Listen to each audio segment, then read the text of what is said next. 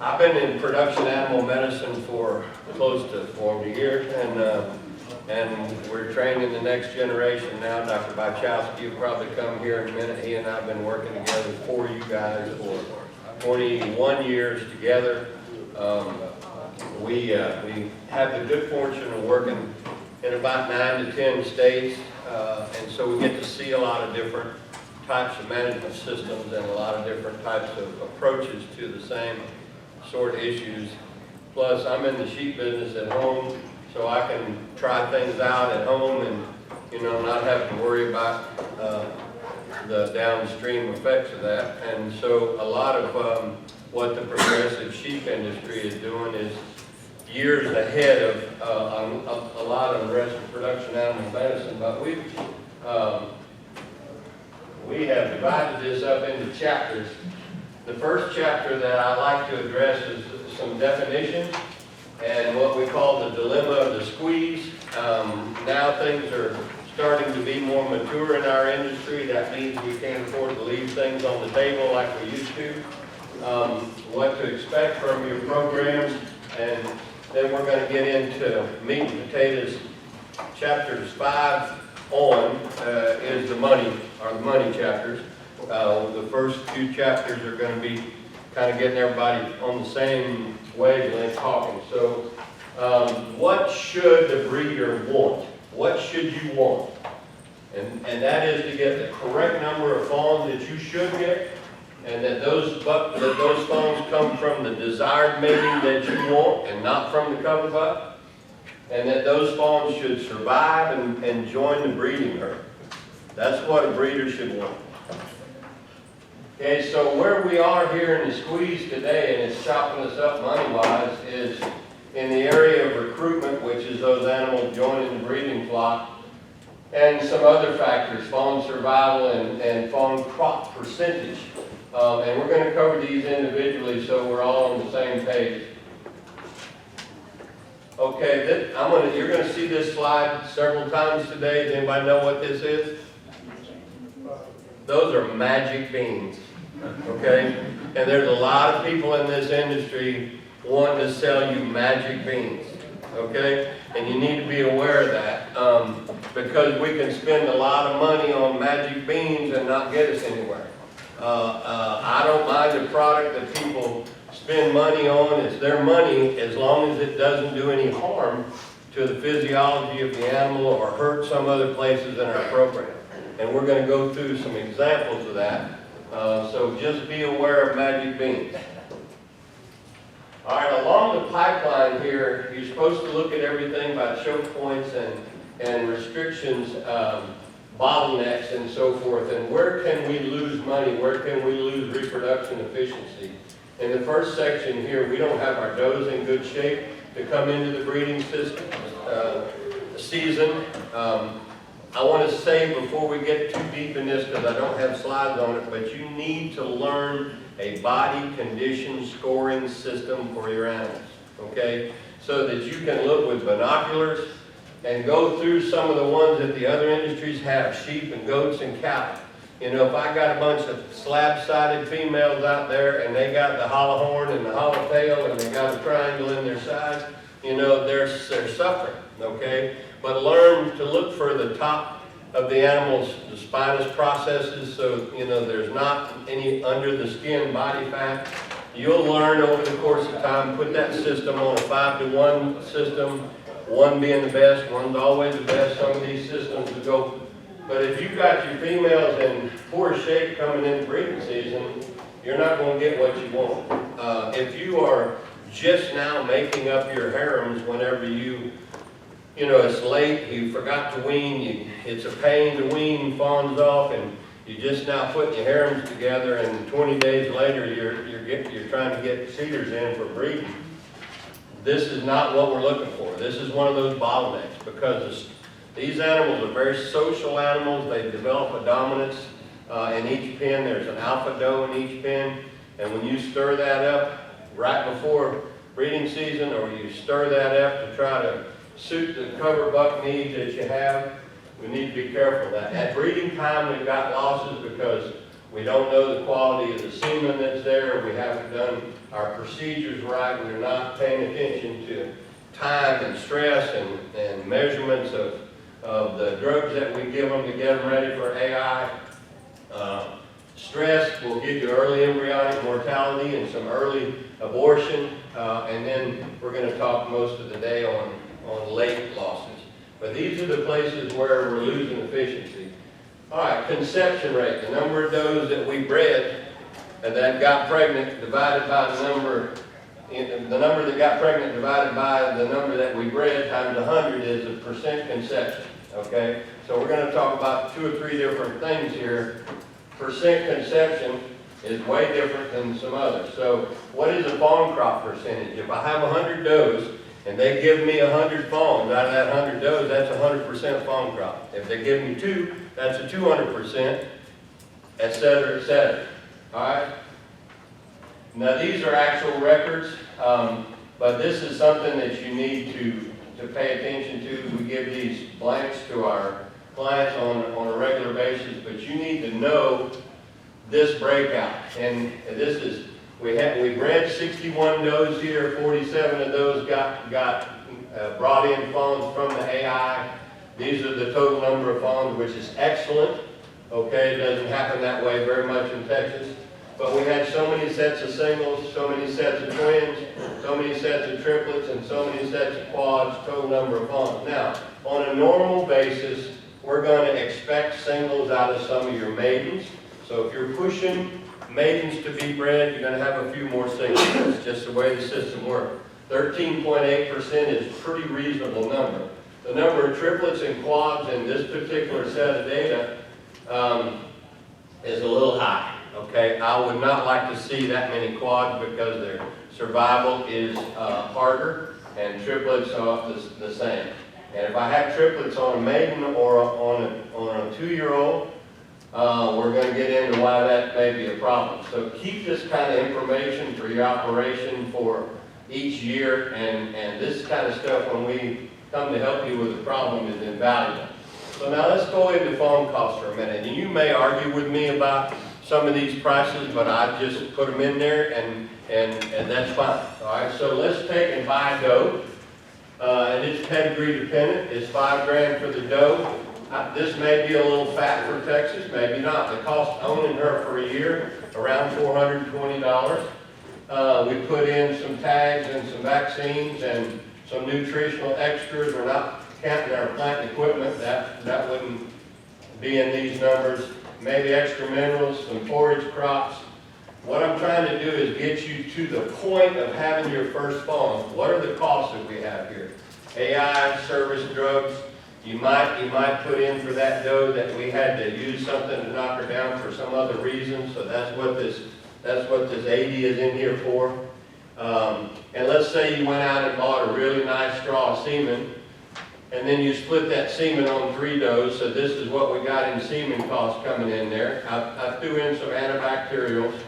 I threw a 2nd-year owning cost in there. So the cost to get this doe, this nice doe, to the place where she's having her first fawns is that number down there on the bottom.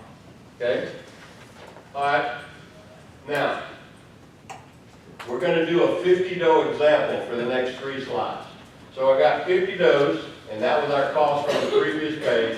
This is how much money we got in those 50 does to the point that they're going to have their first fawns. Okay, now, if I have a 200% fawn crop, and I use the example here of this, the fawn's worth 3 grand, or I use the fact that she's worth 4 grand, let's take a 200% fawn crop times 3 grand a fawn, and come over here and see what we returned. We almost paid off the system. We got close. Anytime you can make an investment and pay it off in less than 3 years or so in the livestock business, you're not doing too bad. If you sold 100 fawns off of them, and by the way, this doesn't include mortality effects, we're going to get into that, but if you sold 100 fawns off of those does at 40, you put 9,100 in the bank, first term. Okay? Now let's see what the effect of fawn crop percentage just did to us. I got 50 does, I got 150% fawn crop, that gives me 75 fawns, not 100. And look what the numbers do. I'm in a little deeper water here. If I drop it down and I take 100% fawn crop, which is 1 fawn per doe, okay, this is where I am. All right, now this is just does that got bred the way I wanted to, but let's say that I had some problems on the farm and I got down here and this is where I am with 45 animals. So you see that the fact of fawn crop will get in your pocket pretty quick, percentage fawn crop. We need to be struggling to try to get that number as high as we can. So let's look at some information, again, a different way. Same number of parent stock does, 50 and 50. In Ranch A, we got 1.3 fawns per doe and 1.7 on this side. This is pretty good for Texas. I got some folks in the southeast that are doing 200% or 2.0 pretty regularly. We're trying to overcome some philosophical things that have been taught in Texas over the years. But let's use that day-old fawn number again. And let's see, this is the value of the get. So these 50 does gave us 1.3 fawns per doe, 65 fawns. Okay, and this is what I think my day-old value is, 195. Now let me flip a 10% mortality input in there, and I've only got 58 and a half fawns. I realize there's no such thing as selling a half a fawn, but math is math. Okay, so now look what that did to the value of my fawns, that I've got on the ground. Fawn crop percentage and mortality inputs. Now come over here on this side, the guy got 1.7 fawns per doe, and he comes down here and the value of his get is this, and you take 10% mortality off of 85, here's where he is, that's what his value is now. Look at the difference in those two fawns. Okay, it's huge. Okay, now I'm gonna put 3 variables together for you on one page. All right, let's go through that. Let's say we have 50 does, example again, and we're going to do percent conception by fawn crop by mortality and remaining value here. So I got 50 does and only got 50% conception out of those AI does, which can happen. All right, that gives me 25 does that actually are fawning to the AI deal. I got 100% fawn crop, that gives me 25 fawns. I take a 10% mortality hit, I'm coming down to here number of fawns, and this is my value. Okay? Now go ahead and bump that up to 150% fawn crop and follow the whole thing out, and we're at this number. And I got real good, and I got a 200% fawn crop, and this is where I am. Now let's take that same 50 does and come down here and give us an 85% conception. And this is not out of the realm of possibility. It happens all the time. I mean, in a given year, if you're doing your job well, you ought to be around this number or above. We've got some hard data from Pennsylvania and Ohio over the course of 7 years, and the average for the entire state in most of those cases was 77, 78% or above. That was an average for the entire state. So let's take those same 50 does. I got 85% conception, that's how many does are fawning. At 100% rate, here's where we are. And this number, compare this number to this number, okay? Now bring them down to 150% fawn crop and compare this number. This is doable, this line right here is doable in Texas, boys and girls, and compare that to this. And see what you're leaving on the table. Now you're really good at the game at a 200% fawn crop, and here's where we are. So compare that to this. That's what we call the squeeze. There's 2 or 3, 4 variables involved in here that can get in your pocket in a hurry. All right, now, this is an aside, but it's the same sort of thought process. And it's not really addressed in the first slide, but let's say we take 100 fawns. And the 4th variable here being the selected mating, or the AI fawn that we actually want. And this is the leverage of percent conception. I got 85 fawns still at 3 grand. This is this number. But my cover buck fawns, unless I'm one of the top 2 breeders in the country, are worth way less than my dadgum AI fawns. And so I gave them credit for being worth $1 grand. Maybe I'm low, maybe I'm high, but let's do it. And here we are for this number, okay? Now let's bump down here, and I only got a 50% situation going on right here. Look at the difference between just on the value of the fawns and where they came from, whether they're the AI mating fawns or they're the cover buck fawns. Now, nutrition as it affects the reproduction program and those factors that we just discussed. We do not, as an industry in general, have a selenium deficiency problem. As a matter of fact, we probably have a selenium toxicity problem. Man, we're videoing this whole thing, and we're going to try to make that available and put that on the website. So, you know, that if you don't want to take pictures, but just so you know, we probably have a toxicity problem in the deer industry.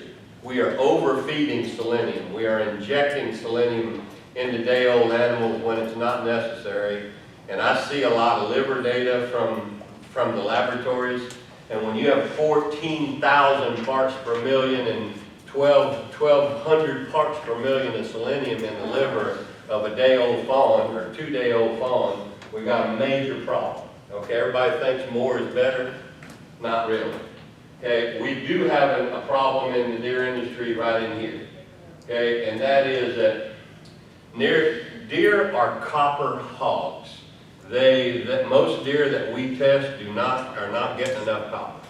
Okay, you can see it in their hair coat, you can see it in the number of progeny that they have, you can see it in their immune system, their resistance to parasites, etc., etc. And you can see it in stillbirths, etc. So these are some of the nutritional aspects that are important to reproductive success. And another one we're going to discuss in detail over here. This is another deal where everybody thinks more is better. You know, whenever I was a boy, we were running field trial dogs in big trials, and we were maintaining our dogs on high-fat, low-protein diets. I was talking to Chris Timmons yesterday, who runs a lot of border collies. He can't hardly find a low-protein feed anymore to run his working dogs. Has to have it specially made because everybody thinks more is better. Okay, and so we've gone from 18-20% dog food to 28 and 30 and 26. The same thing has happened in the deer business. Everybody thinks if I feed more protein, I'm going to have more animals. You know, if I feed more protein, my animals are going to grow better. And I can show you in the case of reproduction that this is wrong. And I can show you in the case of making colostrum first milk on fawns, for doe fawns, for fawns, does making fawns, that's wrong. And so let's go into this right here. All right, there's a list of deficiencies on the left that have an effect on weak fawns, stillbirths, and prevention of abortion. So I'm talking to you a lot about minerals here. How do I know what I'm feeding my deer is right? Anytime you have a deer killed on your place, get me or get Dr. Duckworth a golf ball sized piece of liver out of that animal fresh, freeze it, roll it up in a bag, label it as to what it is, put a bunch of them in the freezer, and we'll submit them to TVMDL for you, and we can give you the information back. But the way we use those liver analysis in my sheep business and in the deer and elk business that we've been working in for a long time, is we're constantly looking at the values of the microminerals in the tissue analysis, and we do a deal we call walk-in. We walk in the mineral package until we get the optimum level in the liver that we need for those animals to be productive. So this right here will get in your pocket in a hurry. All right, so what is high protein doing to us reproduction-wise? Okay, if you feed excessive protein, you got a breakdown of that into plasma urea nitrogen, okay, which is in parent sperm, ova, early embryonic survival, implantation. So we're talking here about fertilization and implantation of the developing embryo when the pH is too low because we have excessively fed protein and the animal is struggling to get rid of the nitrogenous waste byproducts from the feeding of excessive protein. Okay, in the sheep business, sorry ladies, but we call this pizzle rock. All right, we have so much nitrogenous waste products that we're trying to get rid of, that the prepuce on the penis of the male crystallizes. I've seen that a few times in the deer pens. Okay, this is contraindicated for the case of bucks and does to feed above a certain level. All right, now, I'm a pretty simple guy, but one of the biggest problems we have in the deer industry is these range feeders, and I hope, is anybody in here in the feeder equipment business? Oh, good, that's good. These range feeders that have 4 drop tubes on them, you know, that are meant to feed as a supplement out in the boonies, are not what we should be using in our pens. And I'm going to show you why. Now, this is my dumb answer to not spending money. That's an 8-inch piece of pipe, cut in half. It's either Schedule 40 or Schedule 80. The first picture is a Schedule 80. Okay, and we came up with these legs that will slide on and slide off this trough. And you can move them around handy dandy with your Polaris or whatever you're using out there on the farm. And you can adjust these 4 legs, and we usually put them on a little bit of a slant. It rains more here, you know, at my house than it does out here. You know, so that any fines are washed out. They're easily brushed out. But the point I'm trying to make here is, and this is a foot on it, so it's not anything fancy, it's rebar. Okay, and you can take the 4 feet off. You'll notice that it has a hole drilled in it right here. I can get in my Kubota RTV, I put a hook on that booger and I drag it to where I need to go with it. But the point of me putting these slides on here is this right here. Feeder space per animal, okay? These animals are very social animals.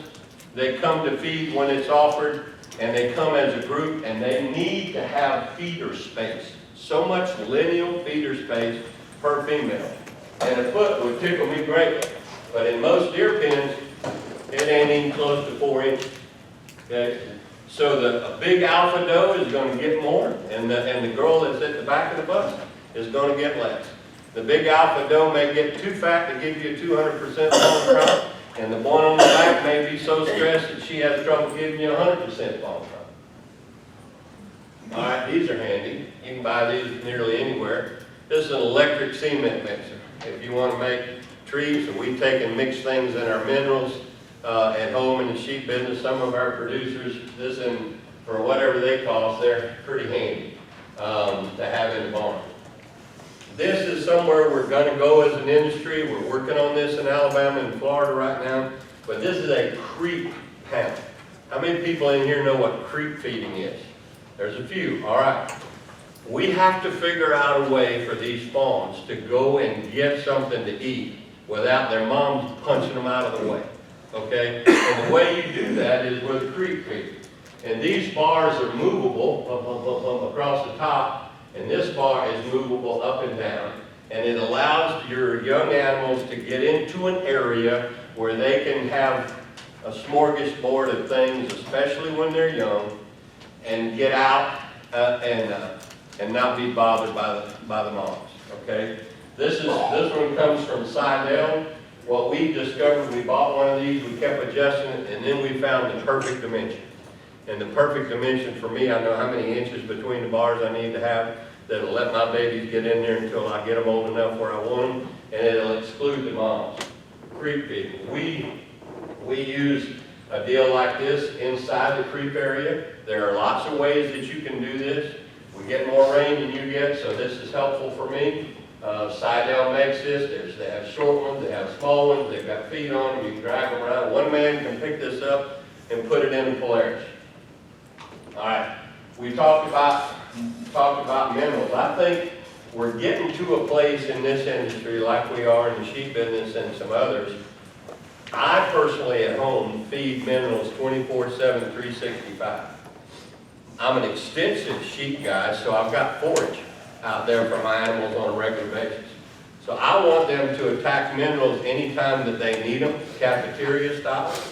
Whenever there's times of the year when they're heavy pregnant, they're hitting the minerals like crazy, okay? When the grass is growing real fast and it's succulent, they're hunting sodium, they're hunting magnesium, and they're hitting the minerals. So I'm gonna give them minerals access all the time.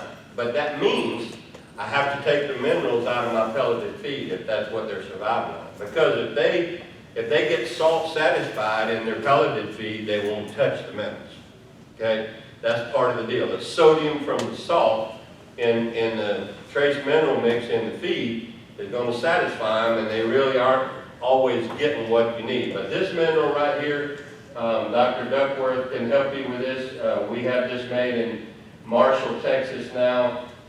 But we can include this if you want mineral in your diet, based on what liver analysis have been over the course of 5 to 7 years. The same mineral that we feed as a loose trace mineral can be included in your diet at a rate on the tag. So now, a lot of people will go to the farm store or the Tractor Supply and they'll buy what's called an all-species mineral and put it out there. That's absolutely dead wrong. Okay, and the reason for that, all species minerals are predicated on a cow eating 3 ounces or more of that per head per day. A sheep, a goat, or a deer cannot eat 3 ounces per head per day. And so all of this has to be calculated on what they actually consume. So we got to get the mineral package down into half an ounce, 3/4 of an ounce, depending on time of year. So the all species minerals are not going to satisfy. Now this is a device that we use in places. It's called a lick station. We use them on plantations, and you can tell that's not South Texas by the trees, right? We got real trees over in Georgia, but this is a pretty simple rotomolded deal. It's got a guillotine valve in the bottom of it. It'll hold the bag of minerals, keep it dry, and so forth. They're rotomolded to take a T-post or go on a sapling like here, or a line post. We worked for 3-4 years getting angles right so that rain wouldn't get into that young thing. You can feed it however you want to. I use a lot of these, and I use a lot of the bull minerals that have the rubber lid on them. And you'd be surprised how well deer, sheep, and goats, if you leave the top off for a while and they know the mineral is in there, they learn to come and put their head up underneath the, maybe not all the bucks, but the does do, put their head underneath that rubber flapper and get what mineral they want. And my mineral loss to rainfall has gone to next to nothing using that bull type feeder and this type feeder. Do we need to stand up yet? No, we're good. All right, so chapter 2 is the contribution of the dam and mimicking nature. In 1908, USDA published a bulletin, Agricultural Bulletin number 330, that talked about putting deer in confinement from 1868 on to 1906. In 1908, they published this bulletin. You remember when it came out, Cleo? Oh, yeah. Anyway, they talked about the effects of putting deer in confinement and what taking forage away from them did to them, and what feeding them corn did to them, and so forth. So this stuff ain't new. I'm not any genius. I just like to read. You know, this stuff is out there for you to find. But and so they basically came back to saying,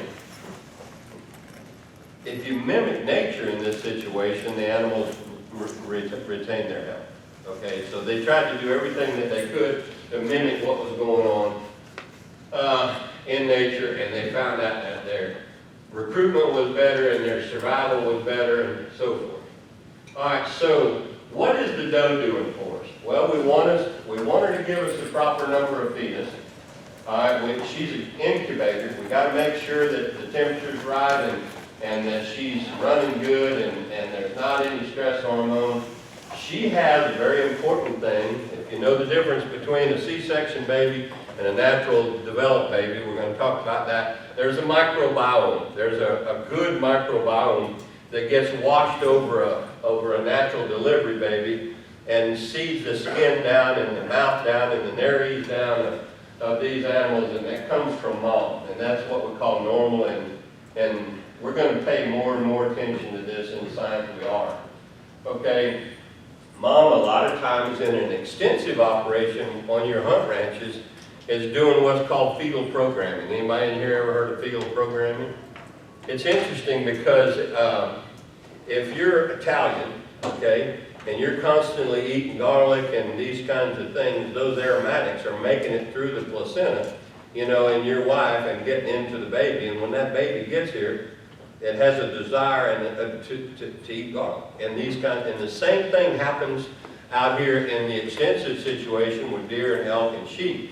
You know, when their mamas are grazing on secondary plant metabolites, tannins, alkaloids, blah, blah, blah, you know, the baby is conditioned to look for those things because those are normal. They pass through the placenta, they tell us what mama liked and what was good and so forth. We're going to talk more about the placentation type, but here's your cocktail party word right here. Syndesmophorium. That's a good, I'm going to give you about 5 cocktail party words today to whiz people with. But that's the type of placentation that we have, and we're going to talk about that in great detail in a minute.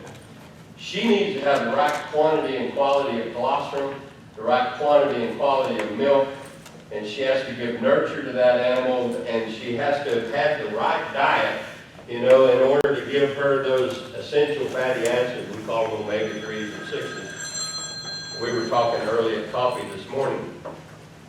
Why is the general public in America supposed to eat more omega-3s and less omega-6s? Supposed to make us healthy, right? Supposed to keep us from getting cancer and heart problems. Well, the reason they do that, and the reason they're in the meat from sheep and goat and deer and cattle and so forth, is because it makes them healthy too. Okay? And so they're deposited there. The more that they're deposited in the meat and the milk of these animals, the healthier they are. And so if we constantly are eating nothing but corn and soybeans all the time, we make no omega-3s. Okay? And so we're going the wrong way. So the question that I ask you is, anybody in here know the relative lifespan of a dairy cattle in the United States versus New Zealand? Dairy cow over in New Zealand lives almost 3 times longer than they do in America. And the reason for that is management systems and diet. Okay? Same genetics. Okay? Same genetics. So, all right. You're going to see this slide till you get sick of it, but you need to remember some of these things. These preemies show up 183 to 188 days after breeding. All right? These guys are hard to raise. A lot of them will be quads. You're going to lose a high percentage of them. Okay? We don't want them, and we're going to talk about ways to prevent that. Your standard, when you DNA things, your main part of your drop is going to be 196 to 198, and we've DNA'd 1 male at a non-typical, now called Poverty Canyon, at 217 that DNA'd to the right way. He was a big old single, but in general, those things we cut off about 207 to 211 in terms of gestation length. Okay, we don't want the early ones. All right, now we're going to talk about this in a number of different ways, but would anybody in here, somebody's been here before, would you believe me if I told you that the metabolic needs of a doe over the course of a 365-day period would change by 250%? Okay, and if that's true, and it is, because this is showing you almost that, then the mineral nutrition is required also. But what I'm trying to get across to you here is there's a certain level of nutrition that is required for maintenance. Okay, just keeping the animal alive. I'm not in training to fight Larry Holmes. You know, I'm just staying alive. Okay. What does flushing mean? We're going to talk about that. In the sheep business, in the deer business, in the goat business, animals suck their mama down. Okay. And what does a woman marathoner not do once she's in the middle of her training? She doesn't cycle. Okay. If she pulls her body fat down below a certain level, she becomes what we call amenorrheic. She doesn't cycle anymore. And so the ovary needs fat, and the ovary needs body condition in order to give us the correct number of follicles and to make the machinery work right. And in this business, we call that flushing. You're going to see that. So we're going to give them a flushing, and I'm going to show you the exact dates of that. We're not feeding them extra protein. I've already warned you about that, but we want them to have calories. And most of those calories, if we can get it from fat, is going to be better than getting it from carbohydrate, but we take a blend of the two. Anything over about 6% fat in a deer ration is probably going to hurt the rumen bugs, okay? 6, 7, max, you can push it to 7. But flushing is we're flushing those breeding females building their body condition up, and if you will, we're tricking their ovary to think times are good and to bring me up the correct number of eggs that I need to get fertilized. That's what flushing is. Okay, so flushing, their nutritional needs are going to go up. Early gestation, you'll notice here that there's not a lot of difference. That gum embryo doesn't implant till it's 17 to 19 days, and it's a little old bitty butter bean, and it ain't growing much. It kind of unwinds like a wet cigar, you know, and there's not a metabolic requirement for this little old butter bean. It's just barely above what mama is. So, all right, so we get into late gestation, and you see this jump in the nutritional requirements, and we're comparing singles and twins here. And in the sheep business, we ultrasound our girls as to who has singles, twins, and triples, and we'll sort those and we'll feed them accordingly. And we don't do that in the deer business, but you know, this is telling you what the metabolic needs are in early lactation, and it's way up from what it was over here in maintenance. And you can see the difference between singles and twins. Okay, we need to understand the concept of cycles in the deer business, because deer in the wild go through cycles. There are times of plenty and there are times of starvation. And in the wintertime, we have a big snowstorm in Minnesota, and they might not eat for 3 or 4 days, okay? But there's not a big requirement more than their maintenance. They put on a lot of back fat in the summertime, you know, as the fawns are being weaned and there's still green stuff. But so these girls need, sheep and goats and deer need to go through cycles of body condition up and body condition down that are paralleling their production of what they're actually doing. Okay, and so in this business now, at this time, we need to be figuring out when not to feed them. Okay, rather than just giving them ad-libbing them feed all the time. Because if I'm a late gestation, okay, if I'm over here late gestation or early lactation, and I know that their metabolic needs are more, and I know that their mineral needs are more, what's the only way that that doe can get more minerals into her? Eat more feed. Eat more feed. And that may not be, you know, what we need. We may need to let her get minerals on her own separately someplace, and we got forage we're providing for them. I'm getting old. You know, I'm not near as old as Cleon, but I'm getting old. But at my age, I don't often get amazed anymore. Okay, I've seen a bunch of stuff, but in the last 5 years, I've been amazed at 2 things. I've been amazed at mineral nutrition for one, and what we're able to do with that. I've been amazed at using some forages out there, and I've been amazed at what we're going to talk about in chapter 5. But on a regular basis, for me, I'm going to plant good cover crops. I'm going to have good roughage out there for them. I'm going to give them minerals, you know, and then I'm only going to supplement those animals. I got some deer producers, and not just sheep, I got some deer producers that are only feeding pellets 135 days a year. Okay? I used to give out his phone number all the time. He's a really crafty young man.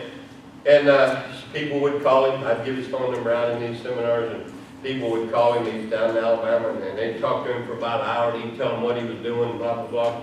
And at the end of the phone call, they told him, you don't know what the heck you're doing, you know? And he said, Doc, I'm just spending lots of hours telling people what works for me and how to save money and grow good, healthy deer. And at the end of it, they're so smart that they're telling me I don't know what I'm doing. So he said, please don't give them a phone number out. You know, so we need to figure out when not to feed them. Now, all of our clients get this deal right here, and this is pretty simple. We're going to go through it on the females, but we got it for males and fawns. This may look complicated, but it ain't. Okay? Right here is breeding day. Okay? We talked about nutritional flush. So we're going to back up 25 to 30 days over here on the backside of breeding from our anticipated AI date, and we're going to give them some calories. We're going to make those ovaries think, hey, life is good. I'm going to bring up 2 fawns, 2 eggs. I'm going to bring up 3 eggs. So we've got a nutritional flush going on with the 25 days ahead of breeding. I want to keep that up for 20, 25 days afterward, because I just told you that embryo implantation is around 17 to 19 days. I want to get that embryo firm into them. By the time you get to 40 or 50 days of pregnancy, nearing the end of the first trimester, it's hard to shake one out of them. You know, you can play if you want to play, but this thing is divided up into trimesters. So we got first trimester is ending here, and you'll notice here on the top, what we're asking, we're not feeding great stuff here. We're looking at 14% hay. We're looking at a balanced mineral. And down here we use breeding. We're talking about a 13% protein feed that we're using to get these girls ready to go up. And we start increasing that a little bit for the nutritional flush. And we really haven't changed the 13% protein until we get out here to the end of the second trimester. Okay? Every percent protein in your diet that you don't need is costing you between $2 and $2.50 a ton. Okay? If you don't need it, why you feed it? And if you're harming the animals, then I think we're backing up. So now let's get out here to the third trimester. All right, and you'll see a change here from lower quality roughage to higher quality roughage. And this rhizoma, or perennial peanut hay, is one of my amazements in the last 5 years or so. I got a product, and a lot of our deer producers now are using this. The same nutrition in rhizoma with less wastage for $10.50 a bale as opposed to $18 for alfalfa. And if you're paying 18 or 16 for good alfalfa, and let me borrow this, and the size of the stems are about like this pencil right here, most of that is going to end up on the ground. So if you're wasting 20% of your alfalfa by stems hitting the ground, what'd that just do to the cost of a bale of hay? It just drove it up 20% for the nutrition that you're actually getting, or 25%. So we're going to, now, and you were going to talk about this right here, but we got that balanced mineral now, because these babies are inside of her, and they're growing, and in the last trimester they need protein and calcium and phosphorus and energy and blah, blah, blah, blah, blah. When those two babies, we're trying to get two, start growing like crazy, like a bad weed, what is that doing to the rumen? It's compressing the rumen, okay? And so your absorptive surfaces are compromised, and so you've got an increased caloric density in the density of the diet when you get out here to this period we call 60-60. Okay, 60 days prior to the fawns coming and 60 days of first milk are the most critical 120 days in the life of that doe. Okay, 60 days ahead and 60 days of first milk. And we've got charts that do for bucks, and we got fawns that we're following through the same way. But you get kind of the idea here. We need to figure out ways to give them maintenance when they just need maintenance, and to give them increased requirement. And those things are called life stage nutrition. Every animal industry out there has these things, okay? And we've been trying to tell the deer industry that they need them for a while. All right, Fawn Survival there's your gestation length again. Now, microbiome management, I've got some producers that have fawning pens, and they've got some stuff growing in the fawning pens, and if they have to mow it, they leave wide strips of taller stuff for the fawns to live in. The fawning pen needs to be rested. If you can, if you got the pen space to do that, your survival and your microbiome is going to be much better. You need to be very careful about drug use, because drug use has a significant impact upon the microbiome, which is lining the intestinal surfaces of this animal, and we'll see that microbiome has a lot to do with that animal's health. And the microbiome is critically important in terms of developing that rumen. Okay? Critically important. Water availability and quality. Test your water, make sure we don't have a bunch of sulfur, or like South Texas got a bunch of salt. We got to have good fresh water. And fawns can't drink too much water. Hayden, can I get an amen? Fawns cannot drink too much water, especially if you're trying to get them to move into a development of a rumen. Okay, there's a period of time we're going to talk about in chapter 6 about pre-ruminant to ruminant moves, and those are a headache for us. We lose a lot of fawns in that area. Now one source for these are 22 inches long, 11 inches wide, and about 3.5 inches deep. you can put these out as supplemental waters for the fawns to get water out of. A Nelson stainless steel bowl, one of them per pen of 15 does in the fawn will kill fawns. Okay? I can testify. On the 4th of July, a couple of years ago, I had to make a mad emergency trip to Alabama. One of my clients was losing fawns like crazy. You know, I opened them up, they were starving, they weren't getting enough water, and he had just put in a bunch of Nelsons in the ground. The horses they're great for the horses now, in the barn. They're fine for that, because they'll fill up and keep things cold and blah, blah, blah. But the same thing here, we need as much water going into those fawns as we can get. These things are cheap, they come from Sidell, and because they're low flow for the fawns, they have a flow valve in here. Don't use black hoses on stuff for fawns. You know, use a light colored hose so that you're not heating the water up going out there to them. Okay? This is some that some producers are using. I'm using it at home. This is a higher flow situation, so you're going to see a laundry hose on, which is black on this one, but this is an apex valve. This apex valve is, they make them in New Zealand, they sell them now in America. The trough does not have to be on level ground, you know, to adjust the flow rate. It's not one of those aggravating deals that fit on the side here and it runs over all the time, making you a bunch of muck in your pens, which is raising your worm environment and raising your coccidial environment. I move these things on a regular basis. I try to keep them dry. The U's are on this right now, and you can see the water level in it, okay? You can see where the water level is from my U's. That's fine. When a fawn or lamb or whatever, when they're around, we're going to have that water level up here. And a baby needs to come, a fawn needs to come, and when he bumps his brisket on that water trough, he needs to just put his nose down and start sucking water. You can't have him reaching over and trying to suck water. He's not going to get enough water and he's going to die. Okay, so you got to have them up to the top. They walk into them, they bump into them, they immediately can suck water. There's no such thing as too much water availability for fawns.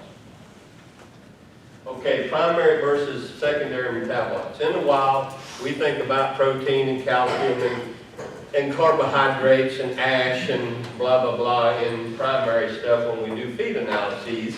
Okay, and those are primary plant metabolites, but there are thousands of secondary metabolites that are accessed in a grazing situation. They're polyphenols, they're tannins, there's alkaloids. There's about 18,000 alkaloid compounds that are in growing plants.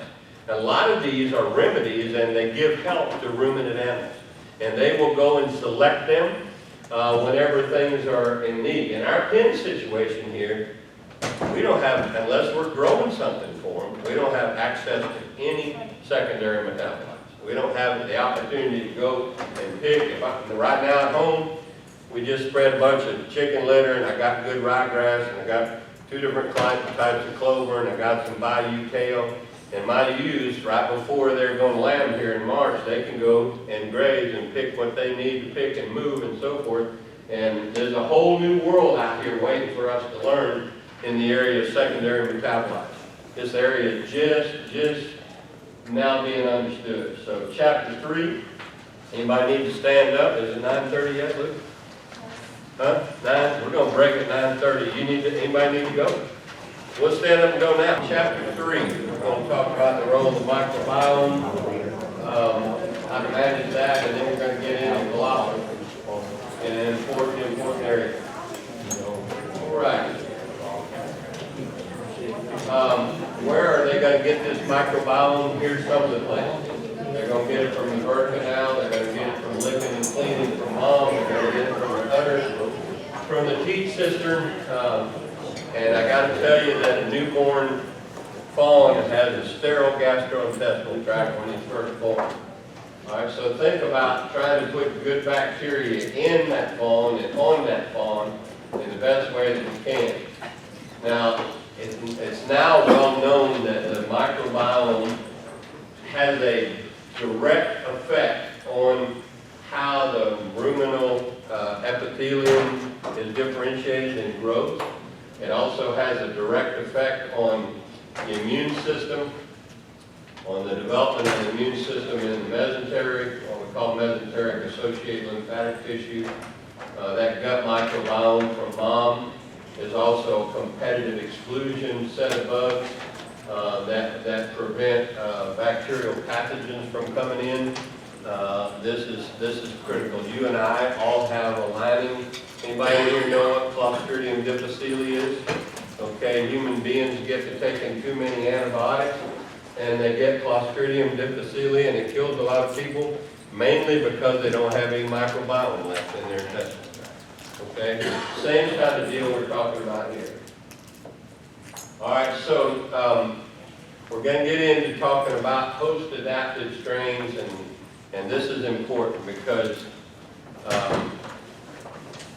a lactobacillus or a bifidobacterium that lives in mama doe's rumen is way different than a lactobacillus that we buy that came from the fermenting industry from dairy.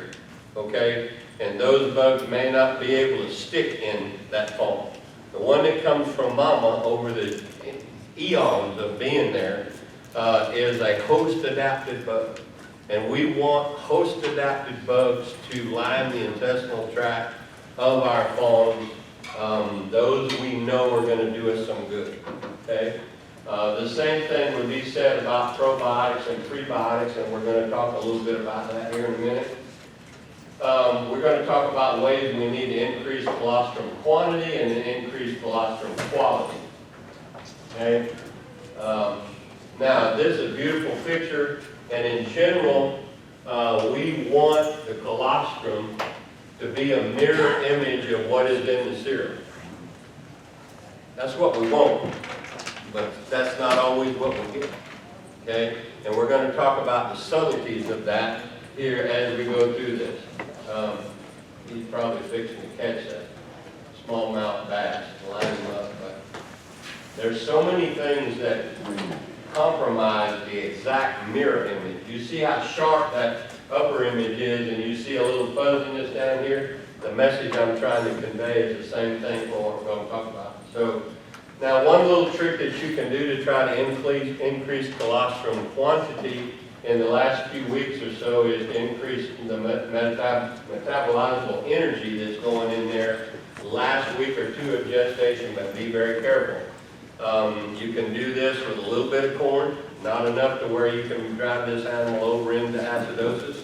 You can do it with soybean hulls, okay, which is probably a little more complex carbohydrate, doesn't have the tendency to that. But that's one way that you can increase your colostrum amounts, not quality, but quantity. All right, fawns that don't get maternal antibodies, and we're going to talk about this, they don't get them transplacentally like humans do. I gave you a cocktail party word called syndesmocorial in the last session, and that is a type of placentation that these deer have, and that means that the blood supply of mom does not touch the blood supply of the fawn. Okay, in humans they do. Okay, so the type of placentation that we have in these fawns is entirely different, and you're going to see what differences this makes. And we're also going to talk in length about some of these factors that code for the development of certain types of cells in areas where we have some problems. So we'll go through that. I also need to tell you that immunoglobulin, another cocktail party word, is a fancy name for antibody.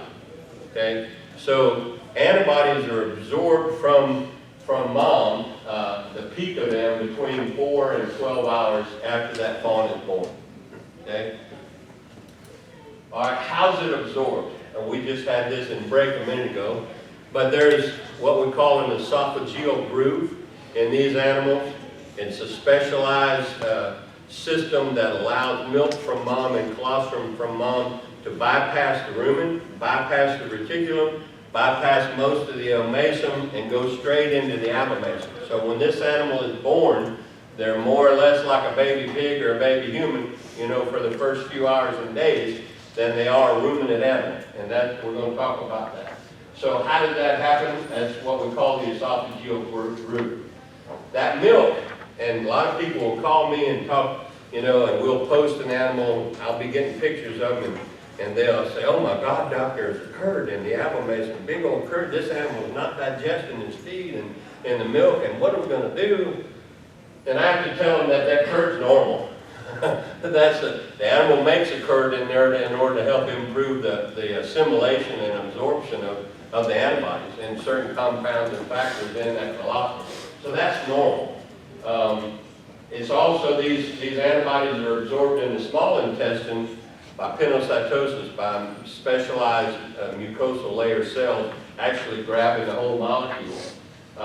And we now know that if we screw around with a bunch of bacteria and add bacteria that are foreign to the deer situation into the curd, and there's lots of papers on this in sheep and calves, that we can affect the absorption of the antibodies with a bacterial load that's not supposed to be there. Okay, so we need to be paying attention, like I said originally, on these magic bean things, we need to be paying attention that we're not doing harm to this animal. Okay? There's one example where, grabbing them up and drenching them with this and that and the other and throwing a bunch of bacteria into their track at 4 hours of age and so forth, we may actually be affecting how much antibody they're absorbing by doing it.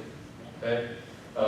Most of these compounds, most of these strains of bacteria and yeast and so forth that are in most of these pastes came from Christian Hansen, a Danish company that's been in existence since 1880. You don't remember that part, do you? Okay. And they have served the fermentation industries in the food business since the 1880s. Beer, cheese, milk industries, and so forth. And so a lot of these strains have been developed over the years to do a better job of making cheese or a better job of doing something else. And what makes us think these things are going to stick in the gastrointestinal tract of our fawns is a question to me. All right, here's your another cocktail party word. Agammaglobulinemia. Say that 5 times. Well, basically, because of the placentation that this animal has, the type that it has, this animal is born without any antibodies, hardly at all. It is, when it first comes out of the chute, it has no immunoglobulin, very, very just minute levels, but not functional minute levels. Okay, so agammaglobulinemia is something we're going to have to deal with as this fawn grows, and how do we manage that? All right, now about in 15, 18 days prior to the babies getting here, Mama is going to do everything she can to sacrifice herself for that baby. So the main antibody that comes from mom to baby is IgG, it's immunoglobulin G. Okay, and she starts pulling that down out of her serum and putting it into the colostrum so that the baby has better chance, the best chance that it can to survive. And then after the baby's born, then she quits secreting it selectively into the colostrum, and she starts coming back up in her own serum. Pretty interesting proposition. Everybody knows that mamas will give everything and anything for their babies, and that's what's happening here. Okay? Uh-oh, what in the world did I do? Okay. We'll go back. All right. All right, so what's in colostrum? Okay, this is first milk, first food. There's energy, there's protein, there's structural and immune protein, there's fats, there's minerals, and here's what's neat about these animals right here. We didn't know this too many years ago. When that mama gives her baby colostrum, it's also transferring white blood cells. And those white blood cells are being absorbed by the intestinal tract of that baby, and they become functional in several areas of that animal's body. That's a miracle to me. Okay, that they can absorb antibodies, and now they can absorb, we find out they're absorbing immune cells, and these cells go on to be competent, and they may be, there's some research out there in pigs, they may be dam fawn specific, okay? But these I'm pretty convinced that we didn't all arise from bacterial slime whenever I see stuff like this, okay? So there's 60, and we're going to talk about the complement system. There's about 60 proteins or hormones, small proteins that make hormones in the complement system. There's another cocktail word for you. Chitotriosidase is an enzyme that's in colostrum, an enzyme that's in serum, and we're going to talk about what it does. This is another factor that's in colostrum and in serum. So basically, this thing isn't just antibodies, and it isn't just milk. Okay, there's something afoot here. Okay, so we talked about metabolizable energy. We talked about making sure that, you know, we give them adequate delivery, that's what we want on quantity. But here again is our daggum excessive protein showing up again. Okay, if we give too much protein, we actually are compromising the amount of fat that's in the colostrum in the first milk. And those babies, trust me, they need that fat. Okay, all right, so that's on the quantity side and some of the contents, and that's probably in the quality as well. Here's another cocktail word, colostrogenesis. That means the beginning of the making of colostrum, a nice word, but it starts several weeks prior to the baby dropping. We talked about it dropping serum IgG. Be very careful. Some people in the sheep and goat business and concomitantly in the deer business are trying to make their fawns all drop over a weekend so they can, so be careful with using Lutalize and Estermate to try to stimulate babies coming, because you're going to mess yourself up in several areas that we'll talk about. And these babies, they're unable to produce immunoglobulin G on their own for 30 days after they're born. Okay? So what we're trying to do here is we're trying to get the quantity of the antibodies in these proteins up as high as we can, because they're going to decay at a certain rate. And we're going to talk about these thresholds again here in a few minutes. Okay? So here's just something that's going to increase quantity. If you use Lasalicet or Bobatec in your close-up doe diets, it actually changes the fatty acid ratio in rumen and improves milk production. You're also suppressing the shed rate of coccidia at the fawning areas. We're increasing propionate, which is basically energy going through the liver of these ruminants, and we're also at the same time decreasing acetic and butyric. And it inhibits the lactic acid producing strains, and these are the strains when they get out of control that give us rumen acidosis. Rumen acidosis is a bad deal. Okay, so pay attention whenever you see something up here, lactic acid producing strains, and when I tell you that we're trying to keep lactic acid under control, and then you scratch your head and you ask yourself, now why am I buying magic beans that have organisms in them that produce lactic acid? I still haven't got that one figured out, but I'm working on it, okay? Normally there's a 38% decline in serum IgG before the babies are born. Mama's pulling it out of her serum and she's putting it in others. Now, if you have a preemie, you're interrupting some of this transfer of immunoglobulins, of antibodies to the baby. We know that now. It's pretty well established. Like I said, don't be using the prostaglandins to try to reduce things. Stay away from that. We're talking a little bit about nutritional management. The number of lactations. We're going to get into this here in a minute. If you're asking me what's the best recip to put embryos in, that I'm going to give the best chances to my very expensive embryos in, I want me a 3-year-old doe that's had 2 sets of babies. And the reason for that we're going to talk about here in a minute. Litter size also has an effect on building the colostrum, and moving these animals around, moving them late to fawning areas and so forth, it also has an effect on making colostrum. Any normal doe that dies during birth, strip her out. Get that colostrum out of her. You may need it somewhere. You can refrigerate it for a couple of days. You can freeze it for 1 to 2 years. We use quart Ziploc bags, and we freeze it flat. You're not going to get all the goodie out of it, but this is important. Now, when I talk about magic beans and I talk about bugs that normally live in the gastrointestinal tract of these fawns, what do we do? There's several veterinary techs and veterinarians and so forth in here. What happens when we have a lamb or a calf that we used a bunch of drugs on, and we've nuked all the bugs in the rumen and the gastrointestinal tract, we have a procedure in veterinary medicine which we call transfaunation. And what is transfaunation, Doc?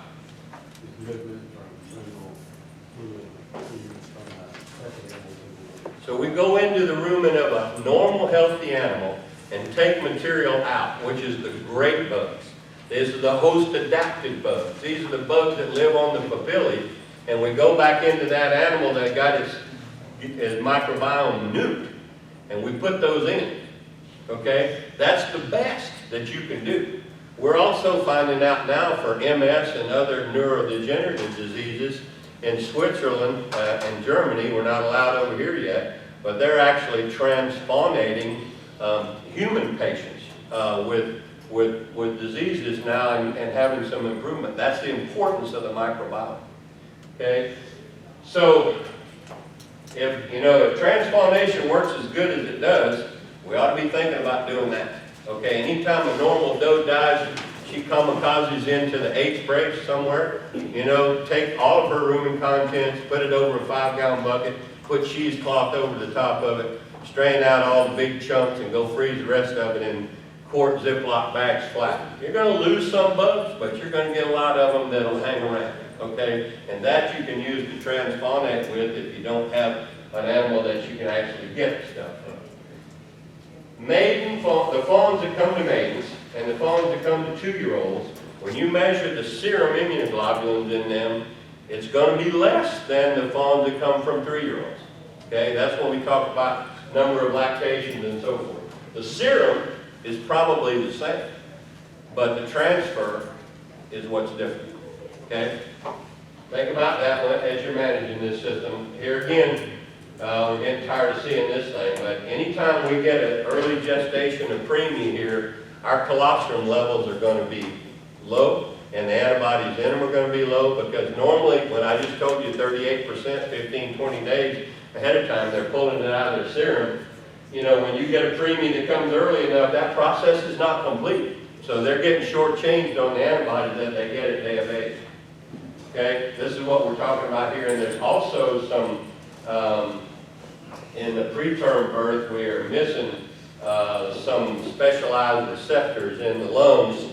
We always hear about babies being born too early in the lung tissue and so forth, and that affects some of these virus infections that these youngsters get. It's a risk factor in early respiratory infections to be premature, and the same thing's probably happening in the deer business.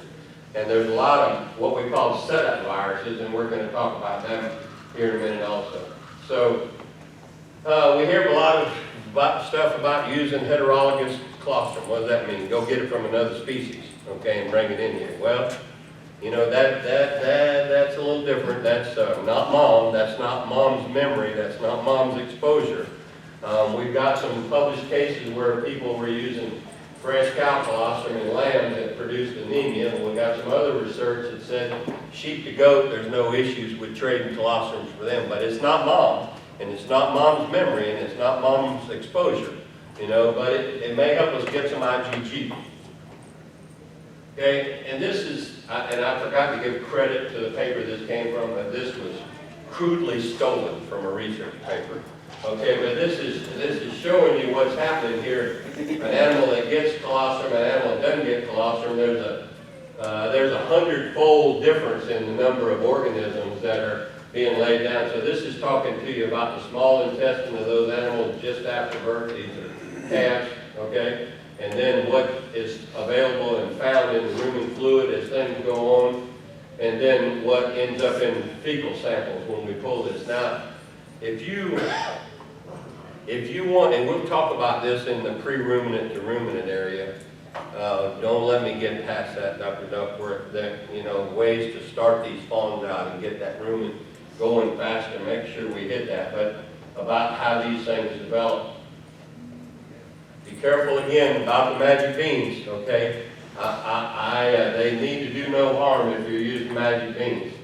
I don't understand a lot of the stuff that we do and buy, but I'm just trying to help you say, don't do any harm. If you're doing harm, we need to back away from them. This is a product that's a pretty good product. If you're having to bottle raise fawns, considered this right here because this product has lasalicid in it.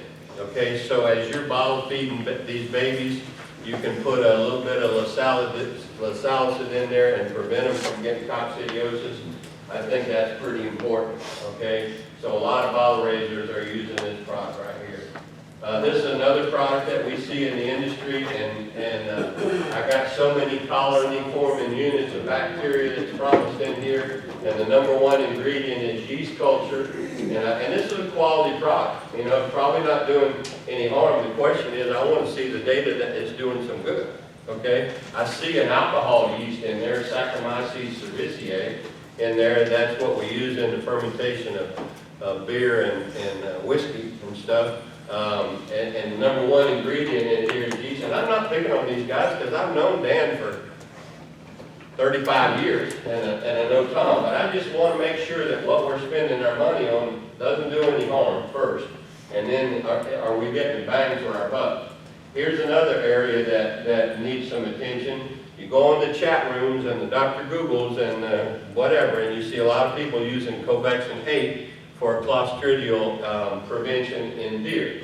Well, if you look at the actual label of Covexin 8, we got all these Clostridium in there that almost never, probably never, infect white-tailed deer. We get down here at the bottom and we see Clostridium C and D.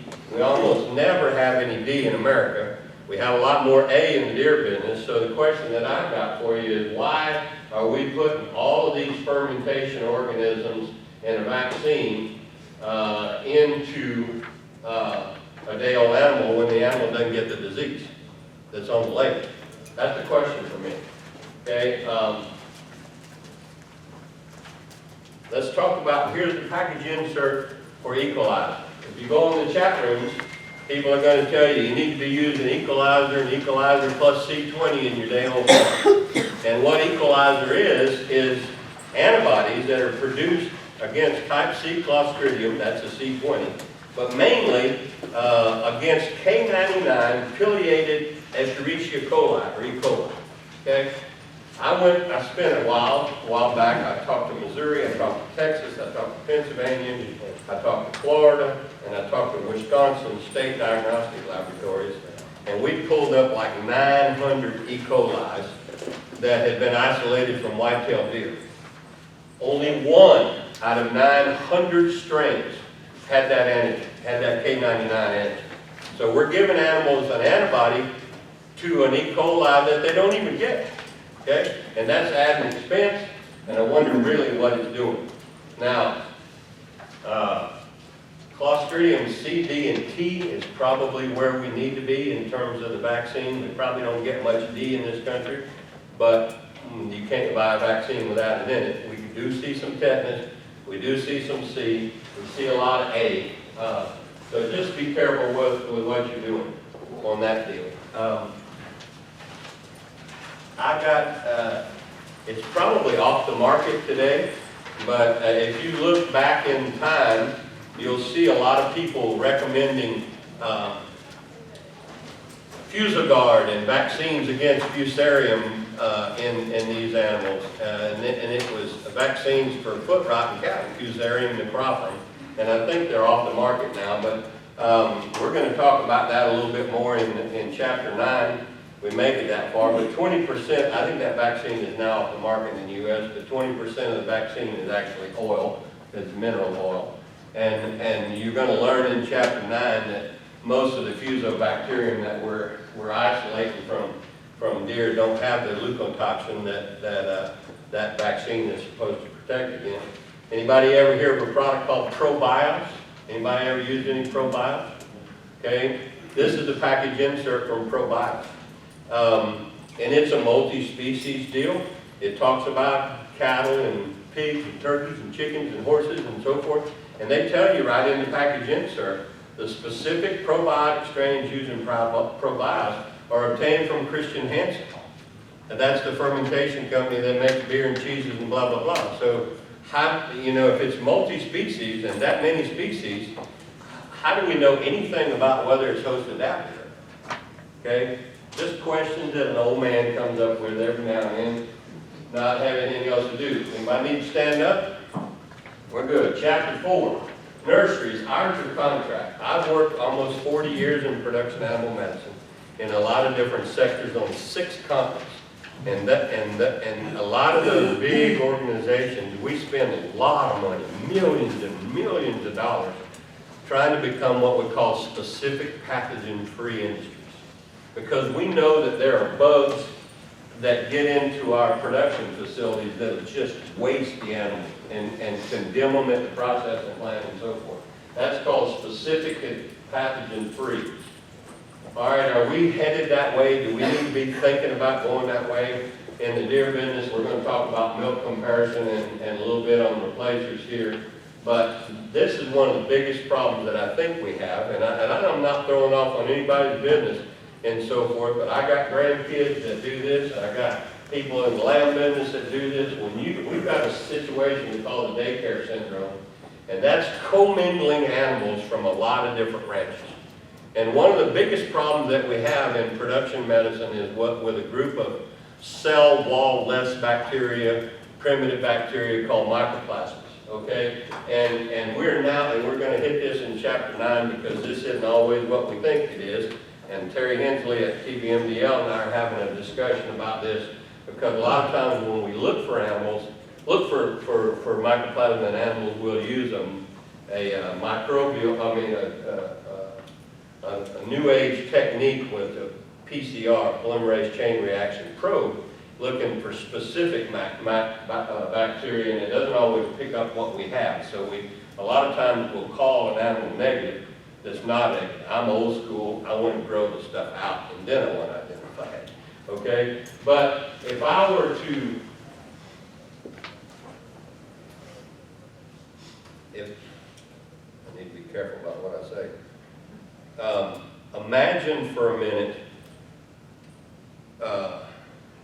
my grandchildren going to the school at the hospital where their mama works, and they're swapping diseases around in that little school. And my daughter calls it, don't worry about cleaning the shopping cart, Papa. The kids go to school in a cesspool. And when they come back home, what they do is they infect the parents, okay? And they infect the kids in the Sunday school and so forth and so on, okay? And some of these things are pretty tough to deal with. And then we have what's called serial passage. After it goes from them to their dad, it gets a little stronger, and then it goes from the dad to me when I go to help with the kids, and it gets a little stronger. And so if I were to design something for you, and you needed something like this, I'd say build your own nursery. Okay, I'd say make sure, because what's going into your nursery is coming off of your farm. You know, you're not bringing pathogens in from other places. Okay, if we're going to go specific pathogen free and we're going to give health and wellness to these animals, there are certain things that we need to reevaluate. I just want to say it that way. Okay.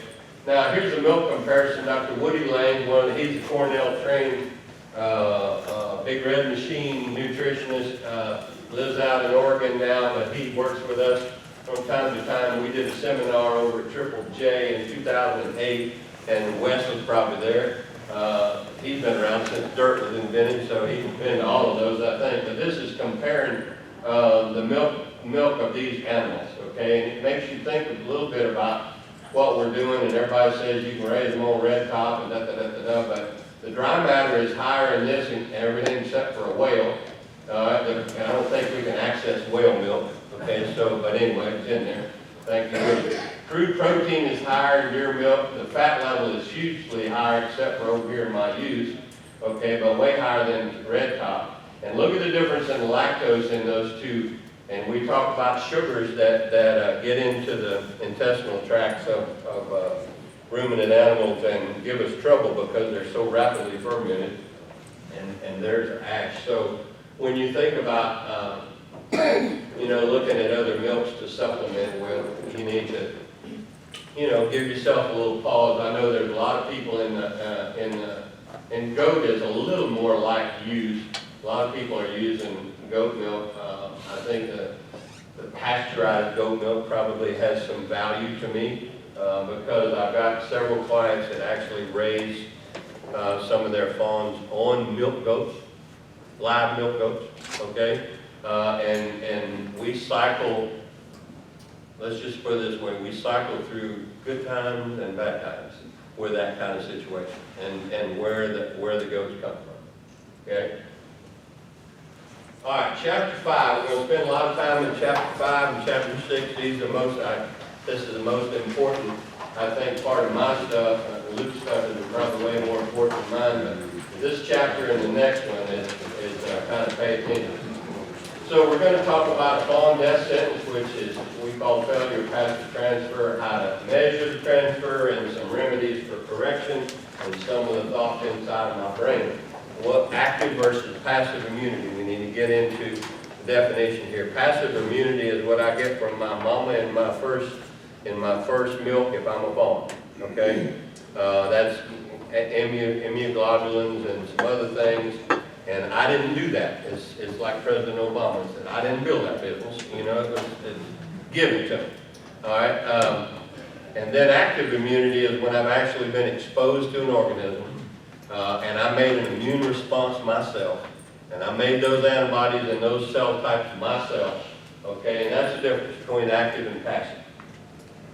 Okay, when I give antibodies to an animal, when we use C20 antibodies in a product like this, you're giving passive immunity to an animal. Okay, what is the failure of passive transfer?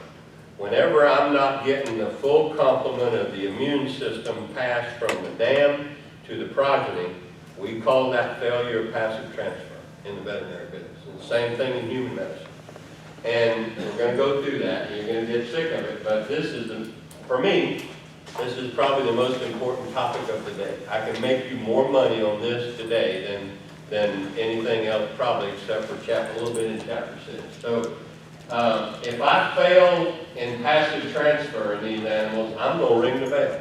And when I ring the bell, I'm going to get you some more mortality, and I'm going to get you some more morbidity, and I'm going to certainly raise your drug costs. Okay? So that's a bell ringer whenever I don't have that passive transfer coming. How does that happen? How does that happen in these flocks? There's fawn stealing going on all the time. And the higher the density in the pens, the more fawn stealing there is. Everybody follow me on fawn stealing? Okay. Premature fawns are poor quality and quantity of colostrum. Yes. Lack of production. We've got weak coal fawns up north that won't stand up and nurse. They're missing out on what they're supposed to get.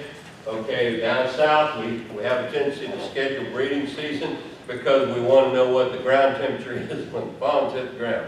It's not what's right for the doe, it's what temperatures are on the ground when the fawns get there, which I'm still trying to come to grips with, but that's what happens. Hot fawns, they won't get up. And we got lost fawns, and then we got improper fawn dam bonding. That's how it happens. Okay? What if I told you that colostrum in the gut had a direct effect on mom-baby bonding? It actually does. Okay, so that's pretty interesting to me. Okay, how well they bond on them is direct from colostrum in the gut. Now, can we measure this? Absolutely, we can measure this, and I'm going to show you a couple of tools that you can measure this. We're looking at fawn colostrum, and then we resultantly look at fawn serum at 6, 12, and 24 hours after fawning. We look at protein concentrations.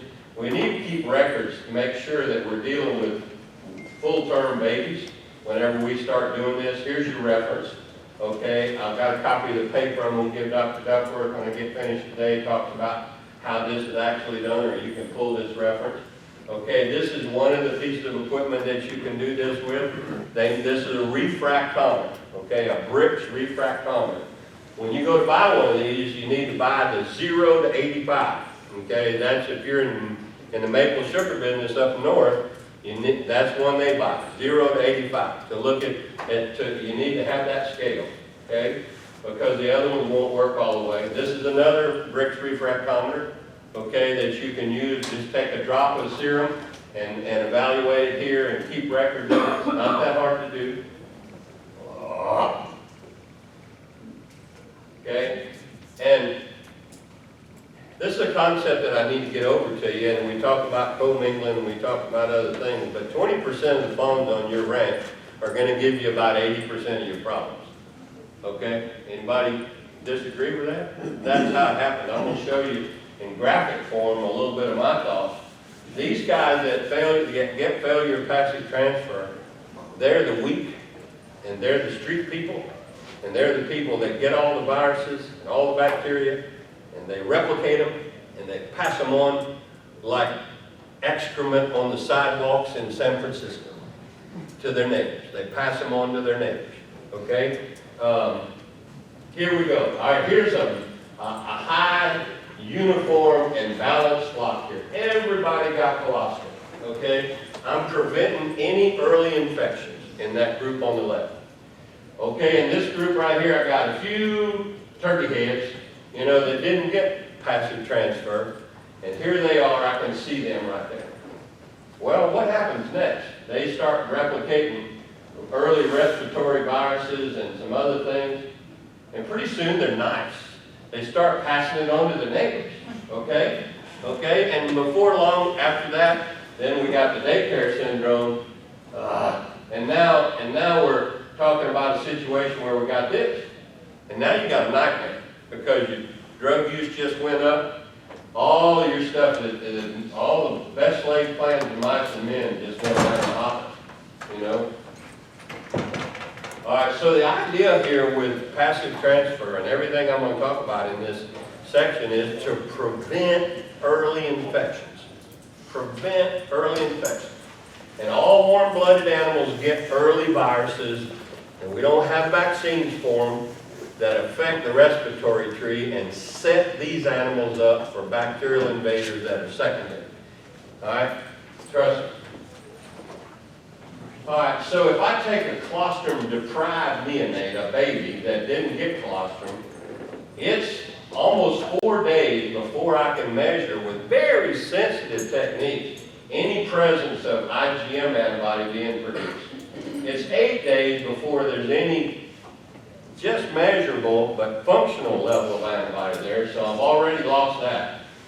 It's 16 to 32 days when I look at all 4 classes or 3 classes of antibodies here before I have it there in appreciable levels, which may not still be functional, okay?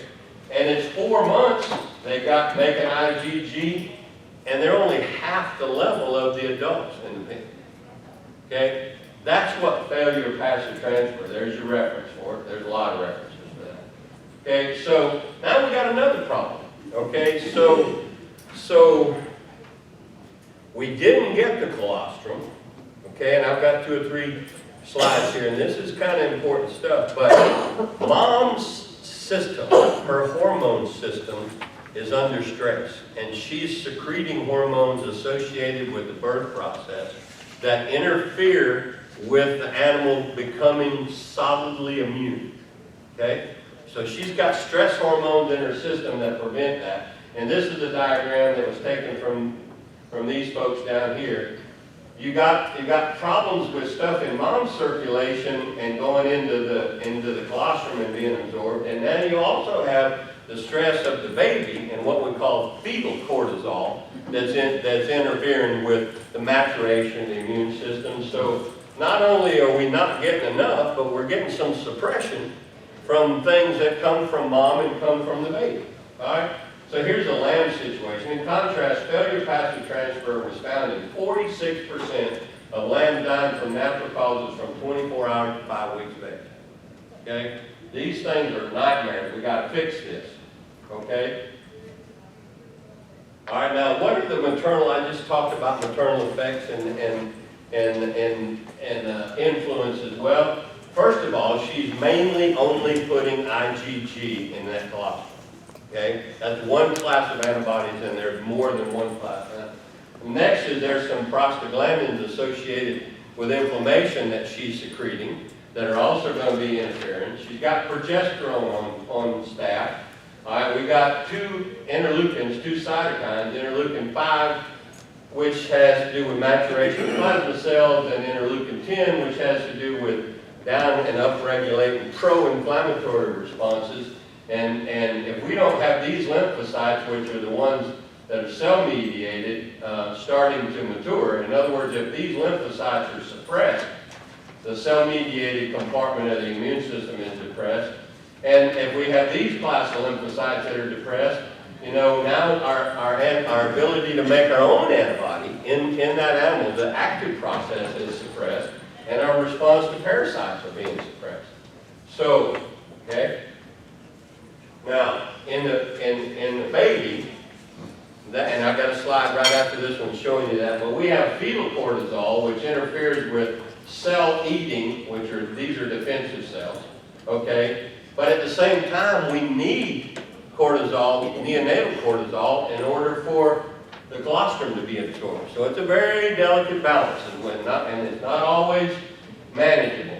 So innate immunity is what that animal is born with. These are cell types that as soon as conception starts and gestation emerges out of that, these are cells that are actually in the body of the fetus, not antibodies, but cells.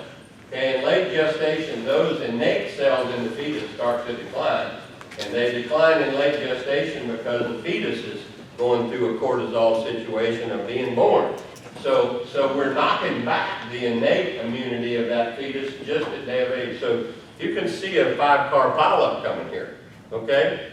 And I think that's what we're seeing a lot with these, well, I know we're seeing that a lot with these fawn mortalities. So we always people talk about the diseases being transmitted. No, infectious agents are being transmitted, but you need the animal, you need the bug, and you need a burden of some sort, stressor, in order to produce the actual disease.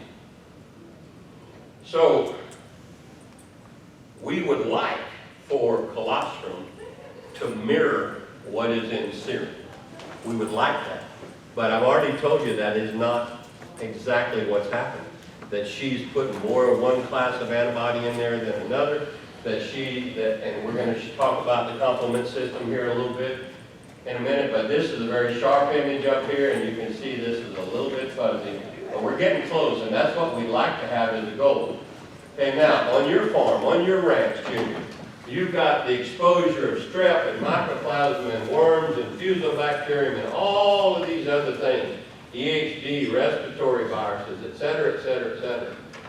We would like to transfer and armor plate our fawns against all of these diseases, okay? So let's take this and try to give that fawn with antibodies of serum and antibodies and components of colostrum that go into the colostrum, and we want it ding, ding, ding, ding, ding, ding, ding. We want it perfectly matched for your ranch exposure.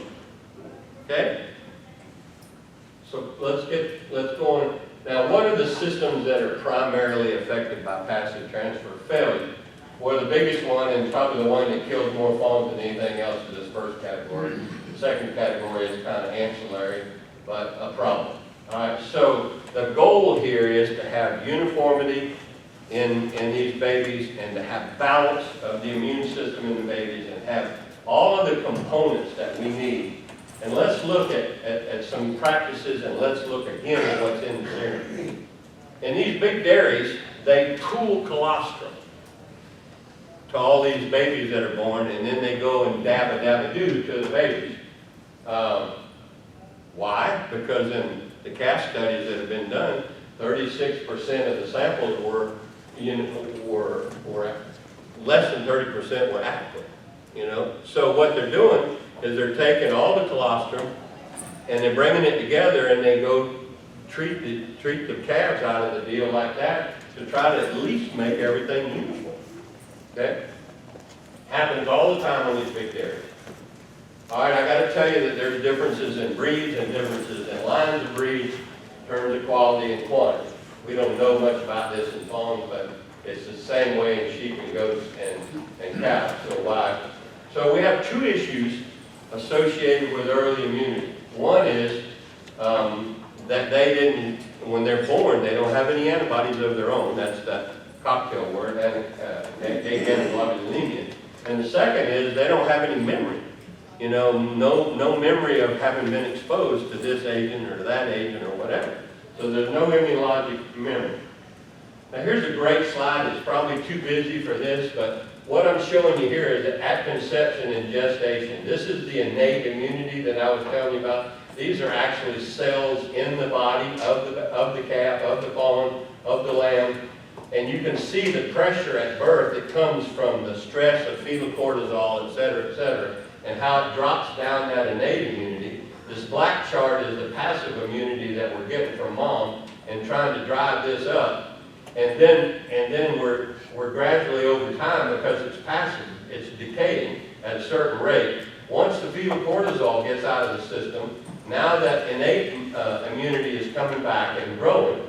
Okay, we're going to lose passive immunity going down here, and then we're going to start to build active immunity of the animal's own. So this is a great piece of graphics here, and I'm going to go one step farther.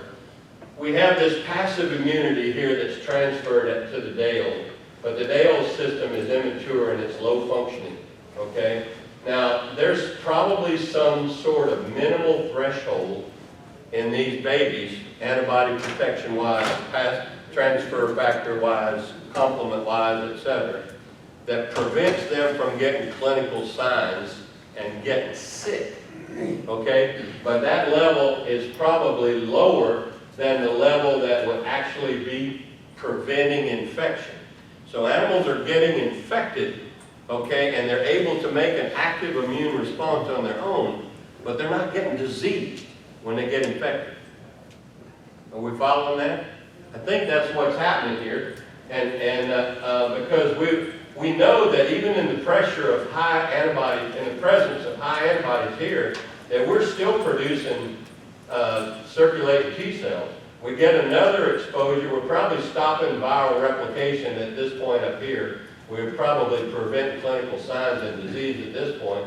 But then once we get these memory cells and we get another exposure, that all of the research information says that those animals that had memory cells, even though they didn't respond to the vaccine or an agent at the first exposure, those cells are there, and when they get exposed the second time, they make a mammoth response in their antibodies because they have the presence of the memory cells that are there. Okay? This is active immunity can persist for certain diseases for up to 36 months. The memory cells in these animals is probably longer lived than anything else. Fact, does are routinely stealing newborn fawns in high-density pens. That either results in passive transfer, incomplete or partial, and a lot of times in complete failure. Okay? Fact, does are routinely falling in pens with little ground cover, extremely high bacterial loads from dry manure and dust, and that's a huge challenge to a day-old animal who's born with no immunoglobulins, has to absorb them from his mom, and his own system is under suppressive pressure from fetal cortisol. This is the problem. So don't let them fall in dirty ass pens. Okay? Remember that they were born without it. The immune system of fawns is not fully competent day of age to deal with a lot of these, so we've got to try to protect them somehow or another. And now a lot of people, once we started using serum, a lot of people started trying to mimic what we were doing and using plasma. If it's done properly, it might do reasonably well. One problem is that one of the clotting proteins, fibrinogen, is still there. Sometimes this results into allergic reactions and so forth. This system right here is actually much cleaner and a better way to go. All right, now let's go through these again. The what's in serum, okay? And there's a list, and we've gone through them before, but this is just a review. Transfer factor is a new area. These are small weight proteins that actually can be transferred from damaged progeny that basically they're like a memory protein. It's an exotic area, but it's very interesting to me. Okay, so we did a study in calves, somebody did a study in calves, and they compared the dam sucking to actually taking the same colostrum from the dam and tubing it. And what they found out that the tubing actually was more helpful than the sucking. Unfortunately, we can't do that in our deer, okay? But that's more information to tell you that were probably hurting in some areas out here. Now these cytokines, these complement system interleukins and so forth, there's some of them that create inflammation, and there's some of them that fight inflammation. And actually part of fighting off a disease, why do you get a fever whenever you get the flu? That's part of your own body inflammation, and that's part of the healing process. You know, we're supposed to have these things that happen like this. But they need to be balanced in these animals, okay? There's a direct effect of some cytokines that actually allows, you know, and by suppressing pro-inflammatory cytokines, it actually allows the intestinal system to be colonized in the youngster. That's very interesting to me. So you can take a component of serum, as required to keep this down, okay, so that we can now allow the colonization of the intestinal system. Okay, there's another area here that is very, very interesting and well known, and it's called complement. And you can argue about it. We used to say when I was in school there were 20 proteins or hormones in the system. When Luke was in school, they probably said there were 40, and now they're saying they're close to 60 specialized small proteins and complement that run things, okay? And complement hormones actually turn on the immune system. Complement is low in newborns, and it's fairly high in adults, okay? Interesting, if it's turning on the immune system. So you dig a little deeper in here and you find out that the adult complement in an adult serum is roughly 2 times what it is in that baby. 2 times. And if it turns on the immune system, I want me some of that. Okay? Now the other part of this is, why do we add serum to colostrum fed young? Because we're collecting serum from these girls at a time of the year where they're not being suppressed of having a baby. Okay? There's not all the cortisols and the progesterones and the other things in the circulation that nuke the maturation of the immune response. We've taken these serum products from a different part of the gestation way early, where we're not being interfered with here. That's part of the interesting part of this. So even in the face of high circulating antibody, we can still develop cellular immunity and mucosal immunity, and that's without full-blown damage of the infection and the disease.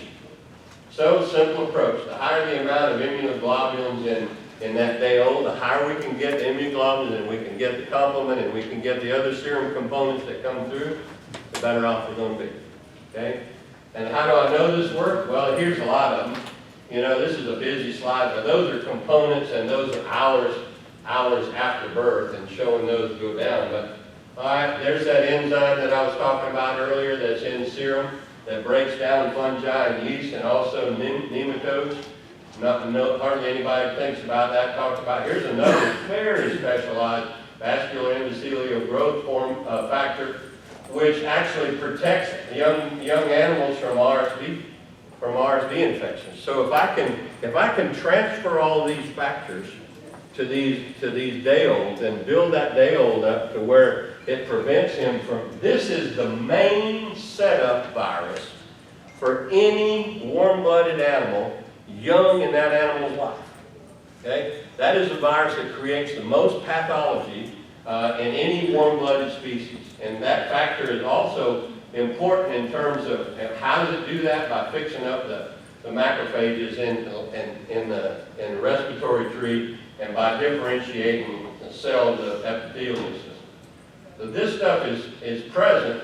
All right, how do I know this works? We dumb around and we do things, and then we say, hey, so what we're trying to do now is we're trying to take the serum components and the colostrum components, and we're trying to put out these fires, and we're trying to get rid of these FPTs, these failure passive transfers that are in there in my Chinese checker chart, that started moving things around. We're trying to suppress that, okay? Why both? We talked about cells being transferred at birth, and serum is cell-free. And we just talked about reasons why adding the serum to the game was probably very effective, and serum coming from a time in that doe's life And that dose serum is reflective of every piece of that body armor I just told you about. Okay? That is all of her exposure in the serum. And we're passing that around to keep these. And what we're trying to do here is we're trying to buy some time. We're trying to buy some time to get this immune system to mature a little bit so they can fight things off on their own. Okay, so here's one ranch.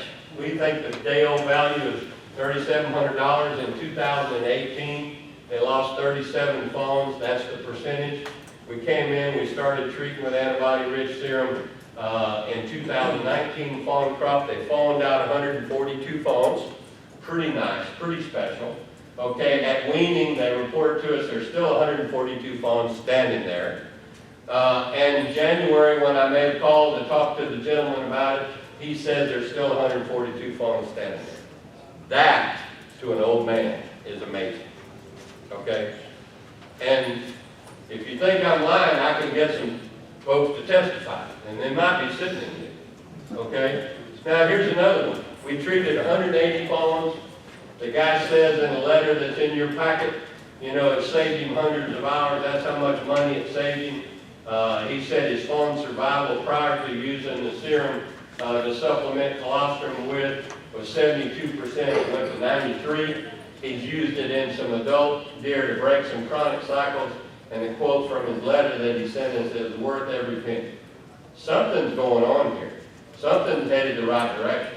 Got another fella used the serum successfully. When we started, we were just treating EHD and blue tongue with it because we would identify which animals were highest titers EHD and blue tongue, and we find out it's fairly effective for that. We've known that for almost 10 years. We've been doing this in the canyon. But this guy treated 18 bucks last year. He saved 15 out of 18, and he said to me two of the 18 were probably weren't spotted early enough. But this year he first started using it in the first few hours of life, and up till September the 2nd, which is the last time I was getting info from him, he's only lost 3 fawns out of 86 birds. That, to an old man, is amazing. Okay? Antibody-rich serum is not monoclonal.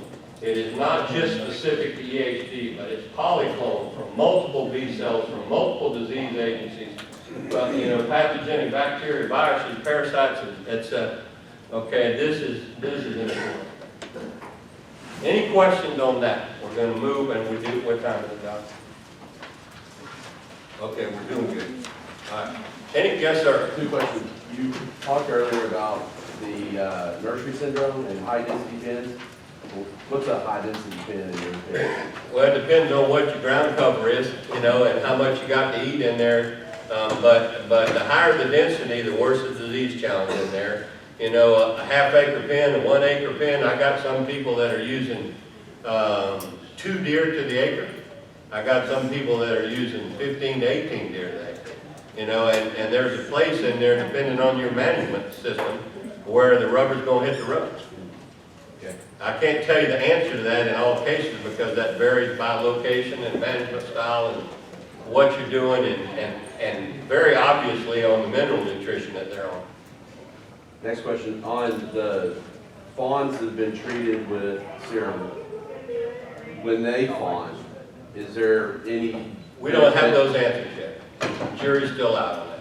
But what I can tell you is that I think we've prevented a lot of these, and we'll talk about this in chapter 9, we've prevented a lot of these early respiratory viruses that set up the bacterial pneumonias that kill our fawns. Yes, sir? The serum, is it available now on the market, or is this something that's We can't legally sell you serum that we make off-site. What we do for you and for our client base is we go around and we do some testing on your animals during breeding season. We follow the testing results from that, and we have it's a little science, a lot of science and a little bit of art, sometimes a lot of art. We come back and after the breeding season is over, and we will harvest serum from your animals so that the serum that you use mirrors the exposure that you have on your ranch. That's the most important part of this. Is there a breakdown on how much cost per Yes, animal? Yes, talk to Dr. Duckworth about that. Okay. There, in the packet of information that you picked up coming in here, there's his contact information. He can help you with that. Any other questions? Yes, sir? Are we gonna, is anybody looking, or is it even gonna be helpful, since the results are so good with the serum, to try to figure out a way to get white blood cell transfer, or to collect white blood cells? Because that would be the ideal thing if we had the serum and the white blood cells, since there's no. You may have been on coffee break whenever we were talking about this. There's a lot of information, Mike, that says that the early white blood cells, the leukocytes that are obtained from mom by the progeny, may be damn progeny specific, Oh, okay. okay? And may not actually do what you suggest. In the pig, that's proven, okay? That it's only damn progeny. It'd be nice if we could spread that around, but I don't think we can. All right, any other questions? Yes, sir. What's your recommended time for putting your does in or fawning to reduce stress? I would like them in lifetime groups that you never move if I could get it. And I've got some people that do that. I've got some people that the harem never gets disturbed. So there's grandmas, and there's moms, and there's granddaughters and daughters, and they all stay together. But if you would wean early enough to give them 35 days to get the fighting out, you know, if you're going to mix and match things based on what your serum uses are, and so, semen uses are, and so forth, and give them 35 days to fight it out if you can, prior to putting seeders in. Because they're going to fight it out. All right, next biggest problem that we have is moving from pre-ruminant to ruminant. Okay, this is the change from a monogastric. You have a question? You just scratched it. I'm scratching. Okay. Thank you. This is the next big area of mortality where we see, and we're changing this baby from a milk-fed baby to one that actually runs on groceries. We're going to talk about that a little bit. So, from pre-ruminant to ruminant, the ruminant and reticulum are non-functional at birth. And they're sucking milk at birth, and they're getting protein in the amino acids and milk fat and the fatty acids and lactose and the glucose, and just like they were baby pig for a while, okay? And then that goes to changing.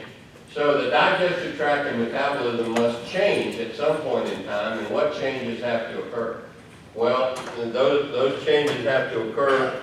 The main thing is get the right bugs into them. The bugs that come from mom, the normal bugs that are, and we'll talk about that, and to give them as much water as you can give them, and let them start picking. You know, if you watch your day-old fawns, or 3-day-old fawns, or whatever, first thing they do whenever they start wanting solid food is they start picking on the ground. Okay? So I think you need to be thinking about ways that you can encourage them in their normal behavior to eat clean feed, you know, off of the ground. Maybe it's a tarp. We use rubber those big, I call them puke pans, but it's a foot pan, round foot pan that's about that high. We use that for our baby lambs, and we'll spread some feed around in there. And it's way better for these babies to get mash than it is to get pellets. Okay? You need as much surface area as you can on this, and you need to have a little bit of some grain products and a little bit of grain byproducts in these deer pens in there, because that is going to start to ferment. And it's going to start to ferment more efficiently than if I were to give them spinach to start with. And what we want is we want the fermentation of the little mash granules and so forth, stuff that we start to feed them. We want the first fatty acid that comes off of that fermentation to be butyrate, or butyric acid, because that one actually helps to develop the rumen. Okay, so little bits of stuff off the ground, little mash, not pellets. Don't give them textured feed with seeds and seed coats and stuff in them.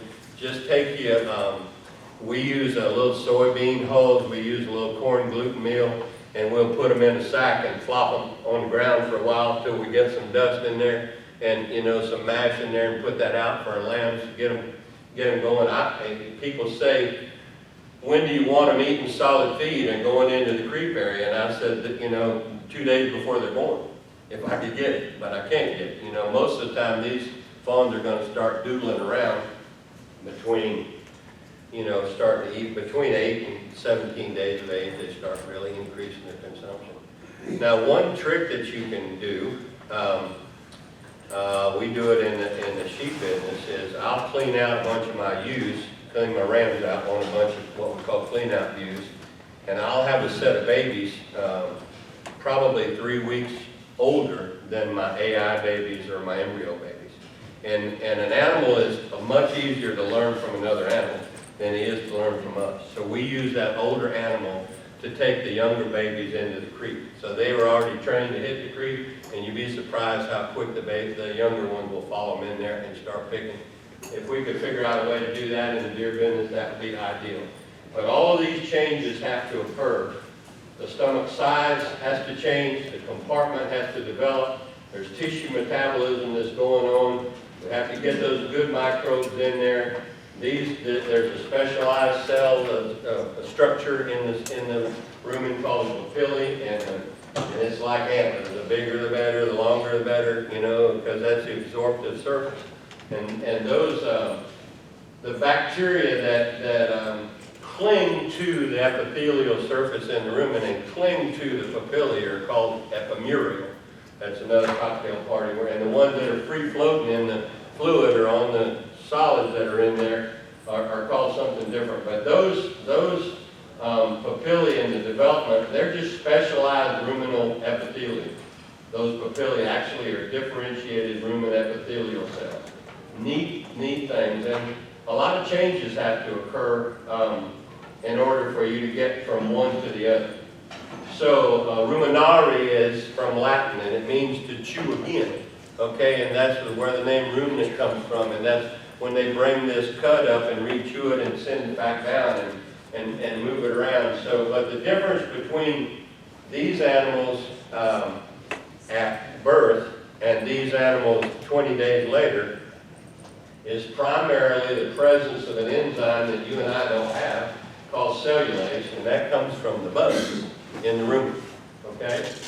So the papillae are epimural, the bugs are epimural, and then there's content-associated bugs that are attached that are in the fluid or in the particle.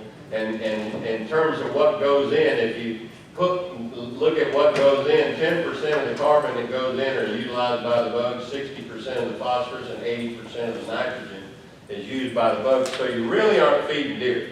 You're feeding the bugs that live in the deer.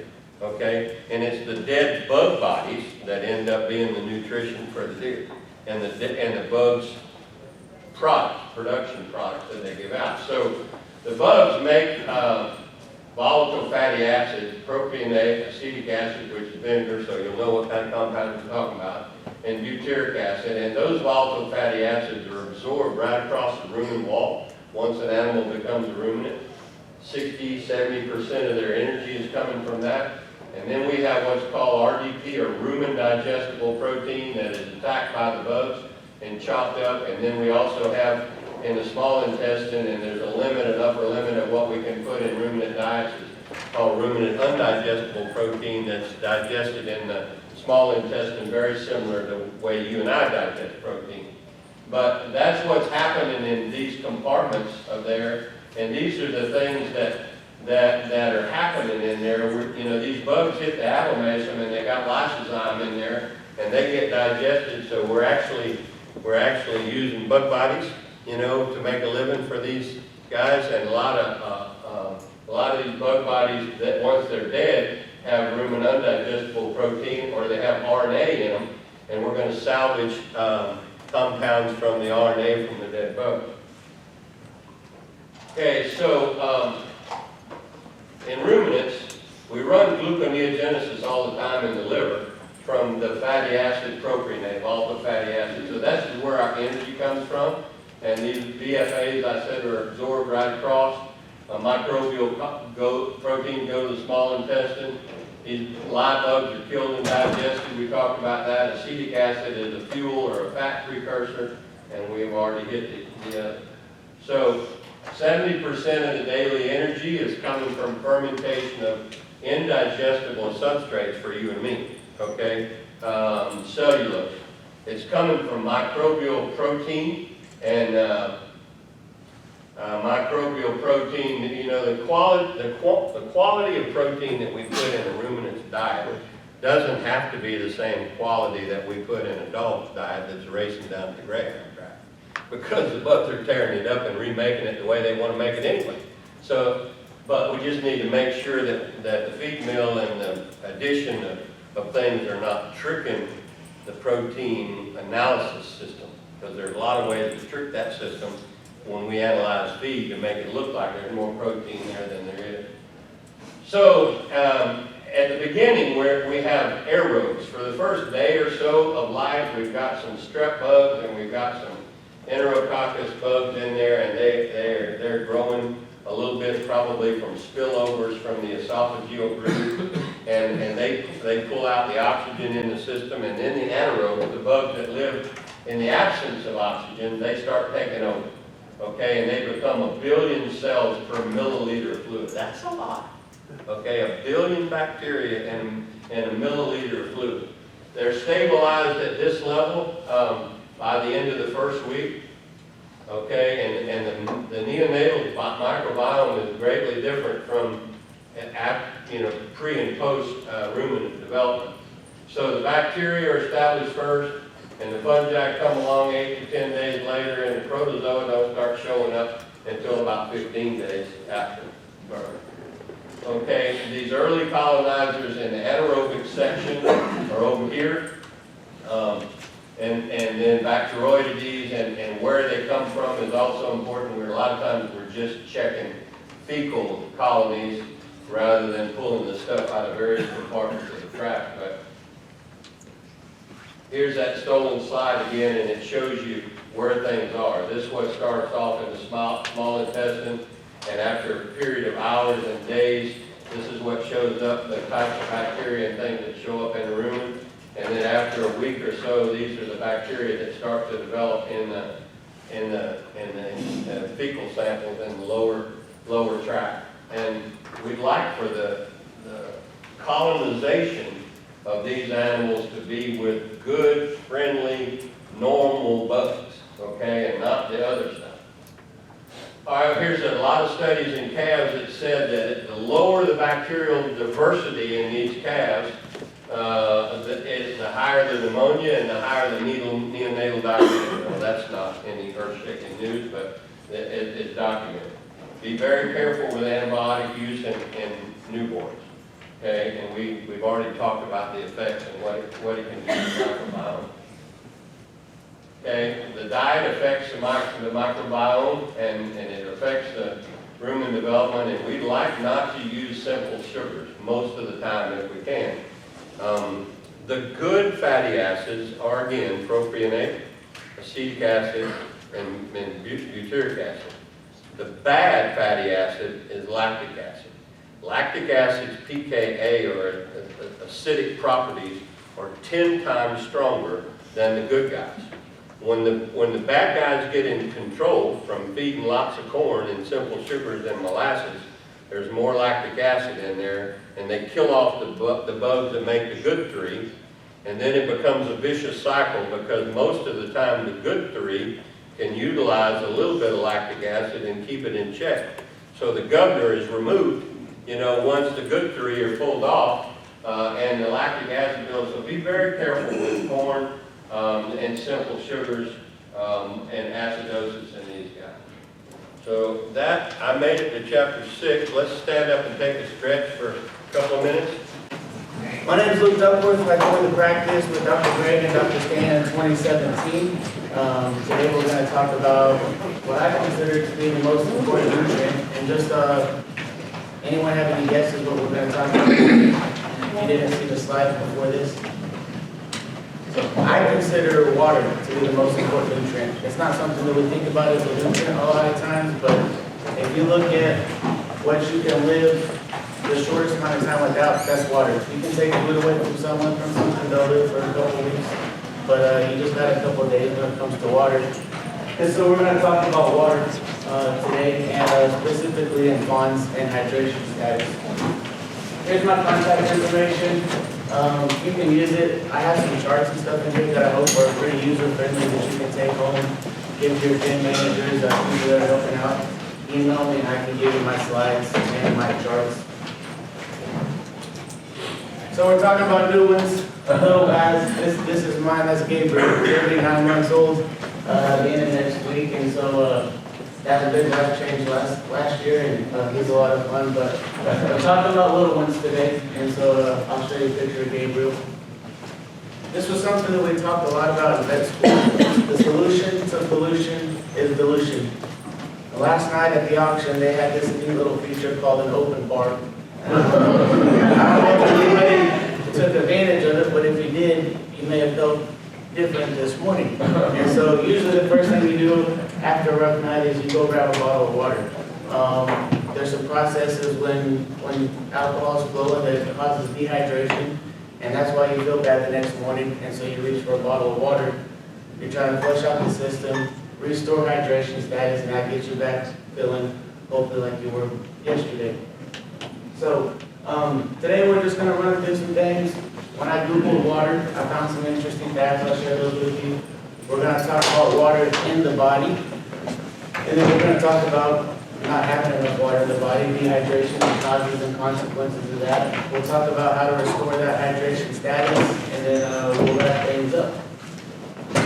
So when I Googled water, just some neat things that I thought. Water is mentioned 722 times in the Bible. So from parting of the Red Sea to the flood to the fountain of life, 722 times, which to me tells you that it's pretty important.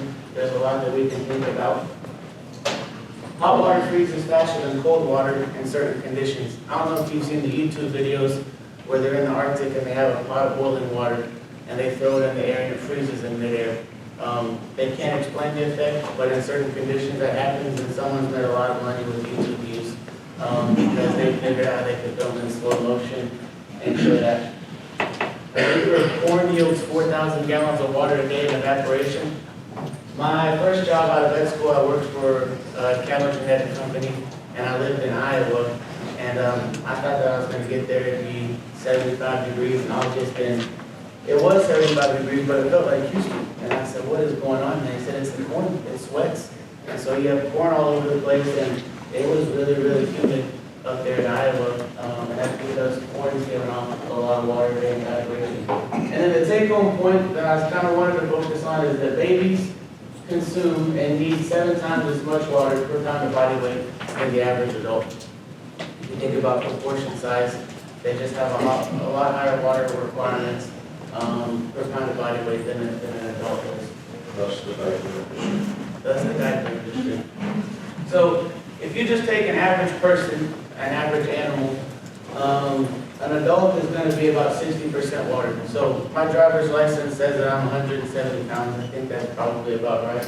And that means that I have about 100 pounds of water in my body, or 12 gallons-ish.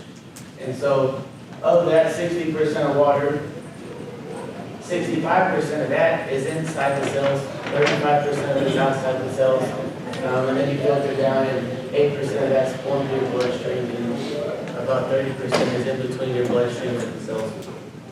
So, and then we have a chart here, and I have a newborn circle just because it's so important to understand that the water requirements and proportions are different for newborns or fawns than your adults.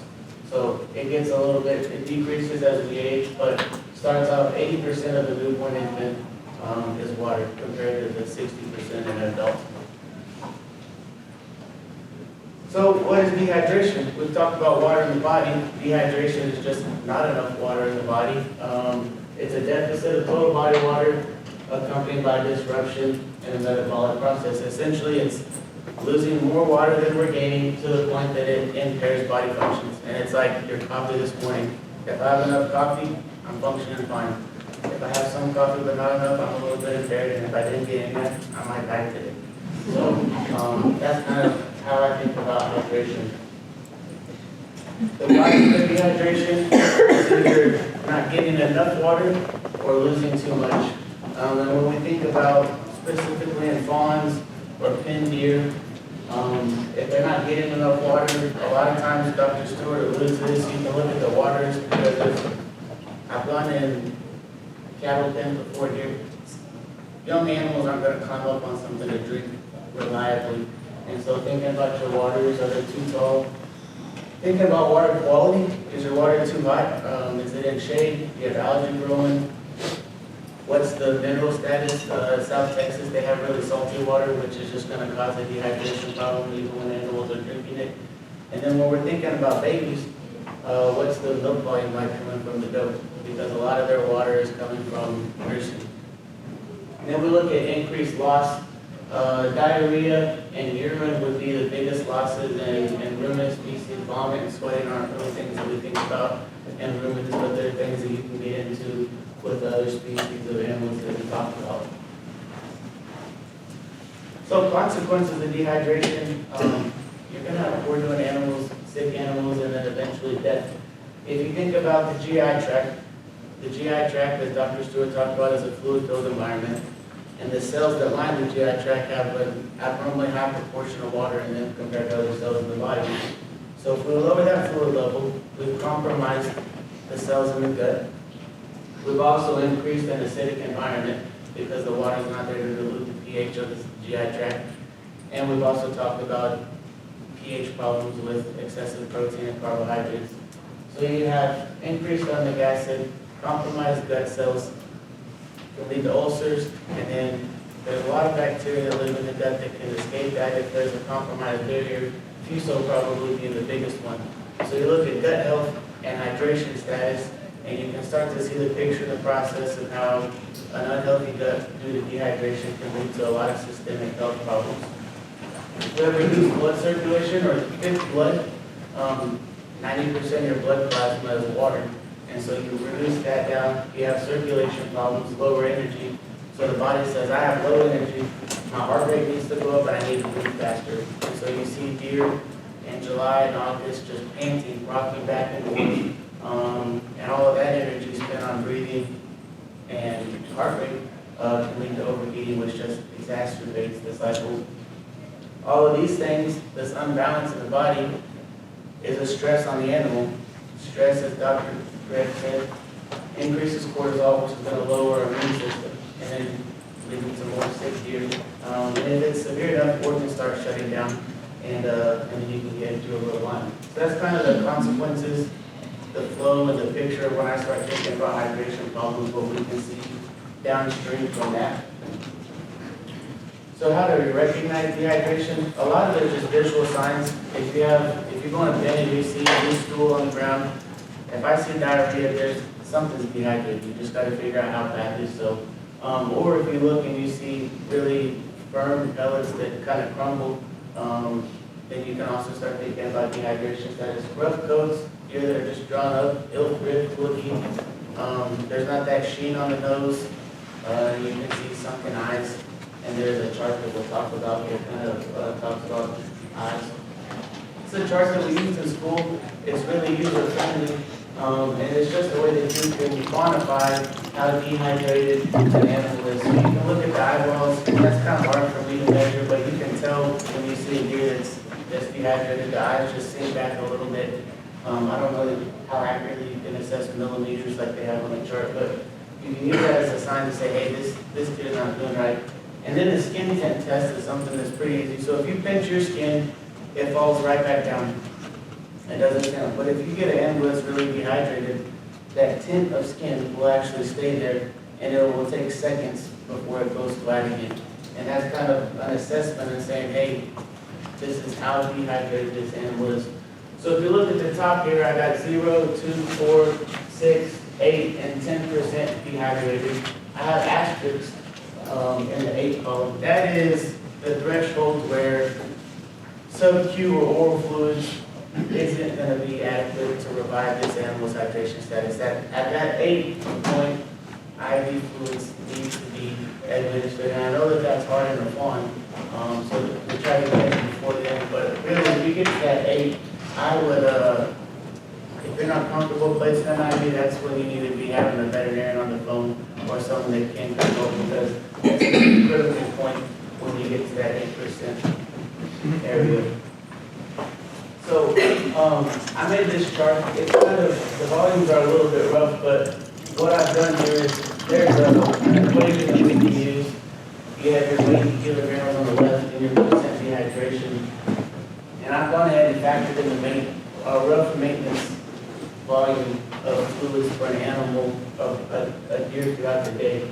And so what I did here is I wanted to make something quick and easy for y'all to look at. And let's say you have a 20-pound fawn that's 6% dehydrated. That animal's 1 liter short on fluids already, and that's not including the ongoing losses that may be going on. So you have your animal, you notice it is dehydrated, you can roughly figure out how dehydrated it is, and then use this chart as a guideline, a rough guideline. I rounded it to the nearest 50 to make it easier, but this is something that y'all can use to figure out how much fluids you need to restore back into this fawn. This is a blurry picture, but this is the Robinson family. And in 1971, they set sail off of the Bermuda coast and were stranded at sea for over 40 days. And they lived with no water, and they ran out of food. But does anybody know how they lived for so long on that raft without a water supply? Did they have any tubular structures? They did have some tubular structures. They drank their own. No, that's a similar thought process. This one may be even a little bit darker than that, but they gave each other enemas. Of And salt so- water. Of salt water, because given an enema of salt water, salt won't pass through the rectum, and that water is absorbed into the bloodstream, and that's how they stay hydrated for the 40 days that they were stranded at sea. So, we don't talk about a lot, but in a fawn, when it's hard to hit a vein, and you don't know how to tube a fawn, you can use an enema syringe and tubular status to rehydrate your fawns that way. So, moving into that, we've talked about how to recognize dehydration. We've talked about how much fluid we need to restore back into the animal. We need to talk now about the different types of fluids and how we're going to get it into the body.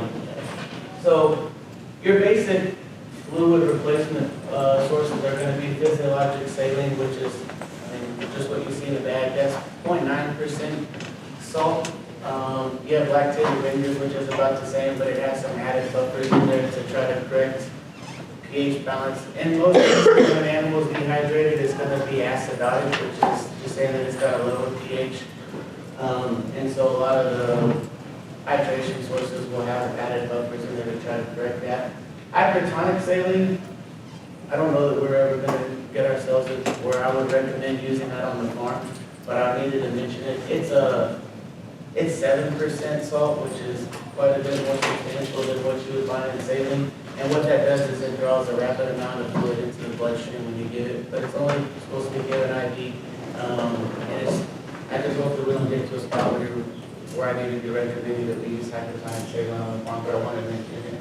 And then oral fluids, which is a really easy way if you know how to tube an animal or if a bottle, if you can get it in a bottle and the farm will take it.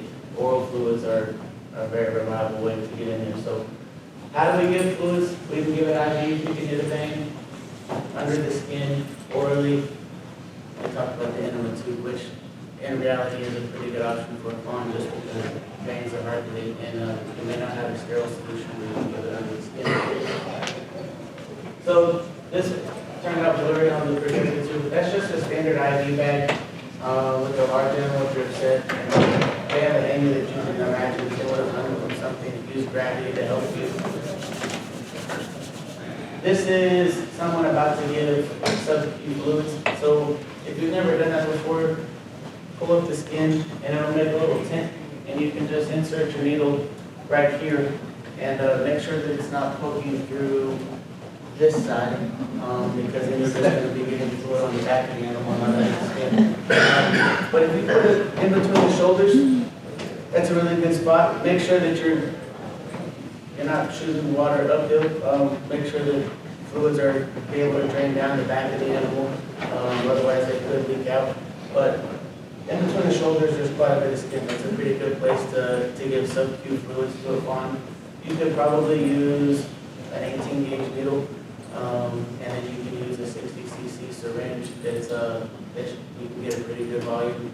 Move spaces once the skin gets tight, just go a little bit down into the armpit or behind each shoulder. Pretty good places to give fluids to a fawn. That's a Robinson catheter, so if you were gonna, you can use, I wouldn't use the same one, but you can use one to give oral fluid. If you know how to tube fawn, you can use a different one to give an enema. But I wouldn't probably use the same one. But that's what you can, that will fit onto the end of a graduated tip 60 cc syringe. And so you can use that, if you know how to tube fawn, you can use that. And you can also use that to give a measured enema if you need to do so. Dr. Luke, where do we learn how to tube a fawn? We should probably do it YouTube. Yeah, I need to do a YouTube or something. It's really easy once you do it the first time, but if you don't do it right, then you'll kill the fawn. So, there's the esophagus and the trachea are really close together, and if you put 60 cc's of fluid onto the lungs, you've just drowned your fawn. So I thought about that, and I can do a YouTube video, but it's really a hands-on experience for the first time. We need to try to figure out a web lab or something where we can do that. It's a great tool. You can, fawns aren't nursing when they're young, if you pull one, you can tube it, get soap in the belly. So it's a really useful tool to be able to have it. This is a do-it-yourself oral fluid recipe. You can buy stock electrolyte solutions. I think they're all roughly about the same, but this one's really easy to make.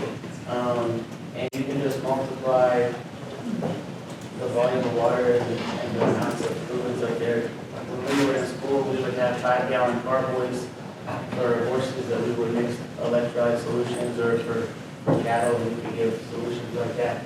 So a gallon of distilled, it doesn't have to be distilled, but a gallon of water, 2 tablespoons of baking soda, that's your buffer. So that's an alkalinic compound. And so if you have an acidic animal, you can put some baking soda in there to balance out the pH. 3 teaspoons of salt, 5 tablespoons of sugar, and a teaspoon of light salt. Important thing when you're dealing with fawns is don't give oral fluids and milk at the same time. That can cause a bad curdle reaction and absorption problems that can increase diarrhea if diarrhea was already one of your problems. So space your feedings out, give them a bottle, wait 30 minutes or so, see if you can get them some oral fluids. But just don't do those 2 things at the same time.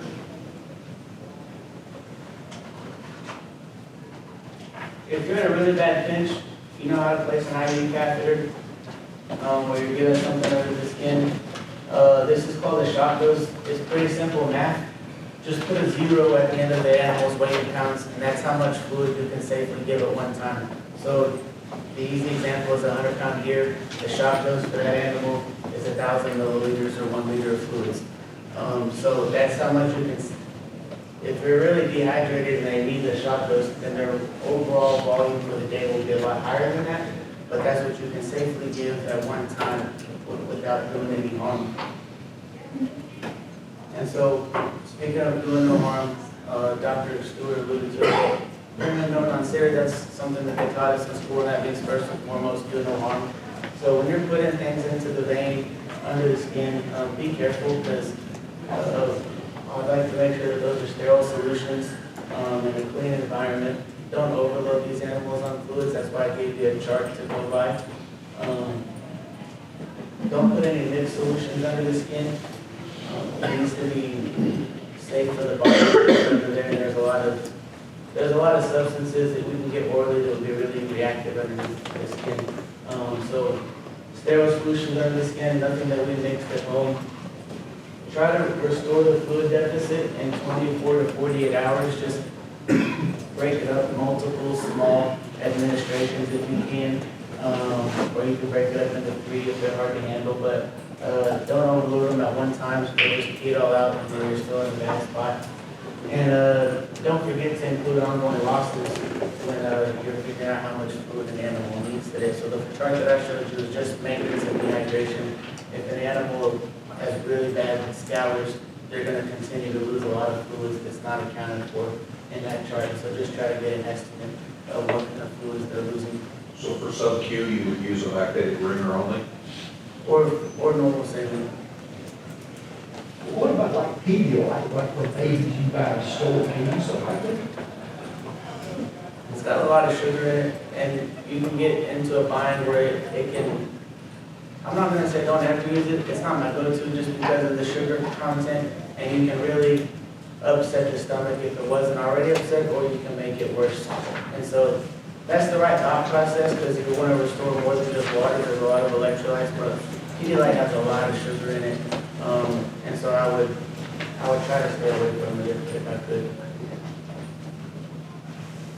But if you went to the open bar last night, Pedialyte might be a good option.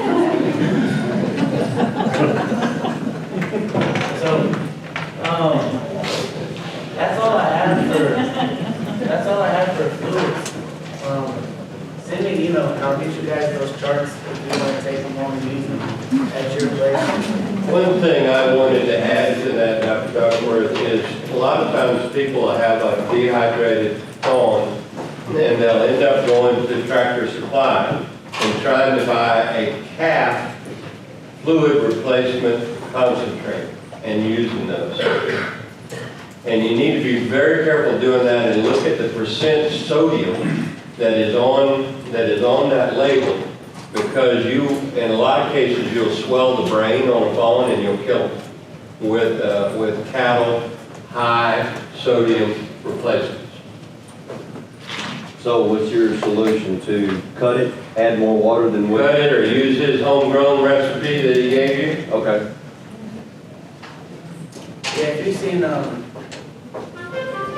salt and fluids go hand in hand and they can also go against each other, but if you have something that's really, really dehydrated and you slug it with a really salty soup, you'll have some problems, so. And that's one reason to break up the rehydration process and not do it in one big slug, is because that gives you a little bit. I did this talk last year, and I hope it was useful. Some people asked me to do it again, where they missed it and they wanted to hear. So I'm going to talk just a little bit about antibiotic classes, how we evaluate them, recruit them, and how you can use them in your gear. So again, that's my contact information. Sometimes my wife lets me take pictures looking out of the room. But that was us this year after the breeding season. So, one of my mentors in vet school always told me to live in the community, not on the community. And so that's why Dr. Greg and I enjoyed it to come speak to you guys and giving back to the industry in more ways than just coming around here and reading to you. But we take a lot of pride in being able to help you all year round. I know Dr. Abel says the same thing, but there's a group of people that really try to live in the community all year long. And I would advise you guys to take advantage of those people that you can get a hold of and help you. So, goals of today, I just wanted to talk to you guys about how I think about antibiotics and my approach to which ones I pick or recommend when you call us with a problem. Teach you so that you don't have to rely on someone all the time, and you can make some informed decisions yourself, be more successful as farm managers, and reduce some costs and have better livability at your place. So, first thing you got to know when you're taking an antibiotic is have a rough idea of what you're fighting. We're going to talk about some record keeping, how we classify antibiotics, and then talk about those individual families. Is an antibiotic even necessary? Not every deer that has a problem in your pens needs an antibiotic, which might be a shocker to some people. There's injuries that can happen that don't require an antibiotic. There's certain types of diarrhea that may be caused by parasites that don't require an antibiotic. So intestinal worms aren't fixed with antibiotics. Ringworms not fixed with an antibiotic, which isn't something we commonly see. But not everything that goes on in a deer requires an antibiotic, and a lot of those are deer problems and lineage problems. What are we fighting? Bacterial is a viral, EHD is a virus, so antibiotics aren't treating EHD. We're using those to treat secondary symptoms of EHD. But our antibiotics are antibacterial, not antiviral. So, and then you have fungus and protozoal too, that antibiotics aren't going to be effective against. We need to ask ourselves, where is the problem in the body? Because different antibiotics reach different parts of the body more effectively than others. How long has this been going on, or how long do we anticipate that this could go on? And then just taking a step back and looking at the bigger picture so that we can make a good decision when we take an antibiotic other than Draxxin because it fits into a dart. Record keeping, I don't think that you can do a good enough job at record keeping. This is kind of a simple thing, but print this off, laminate it, stick it in the Ranger, give your pen manager a dry erase marker. They doctor something, they write that down with a dry erase marker, take a picture of it on your cell phone, and then you can type it back up in the office. But I like to laminate them because they're waterproof, dirt-proof, any kind of proof. And then you don't have to carry a big binder. You just take a picture, wipe it off, and then write your information down for the next animal. So antibiotics are grouped into families, and we base those on different things. Mode of action is how that specific antibiotic interacts with the bacteria. The spectrum of activity is what type of bacteria that is effective at killing. Tissue distribution, different families reach different parts of the body different than others. Water, lipid soluble, which isn't something we talk about a lot, but if you have abscesses or lung pathology, then there's a different class of antibiotics that we will look to more than others. And then static versus cidal is really maybe the most relevant when we're treating something with high volume or high dose of dexamethasone. And I'll touch on that a little bit later. So I like to think of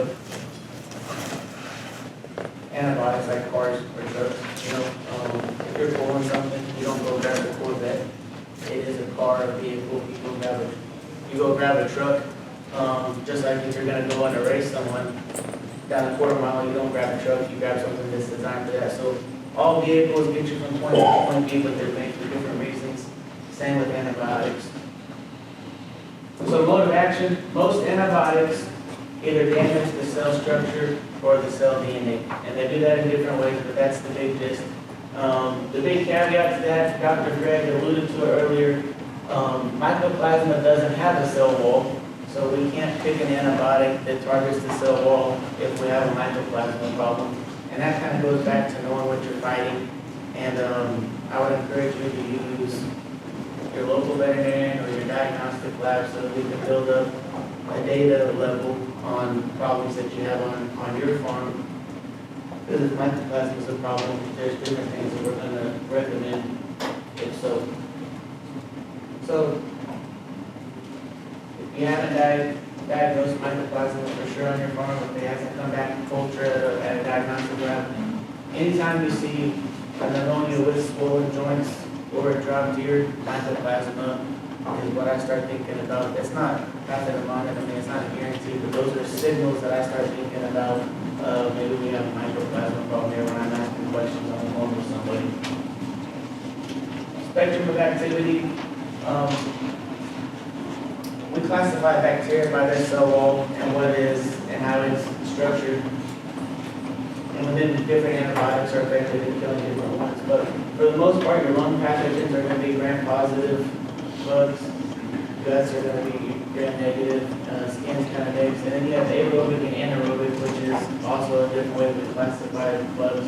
Basically, if something smells really bad, it's an abscess. If you think about that abscess, it's closed off in a pocket, not accessible to the environment. So those bugs that live in there thrive in oxygen-depleted environments. That's why one thing that you can do for an abscess is to open it. You let air get in.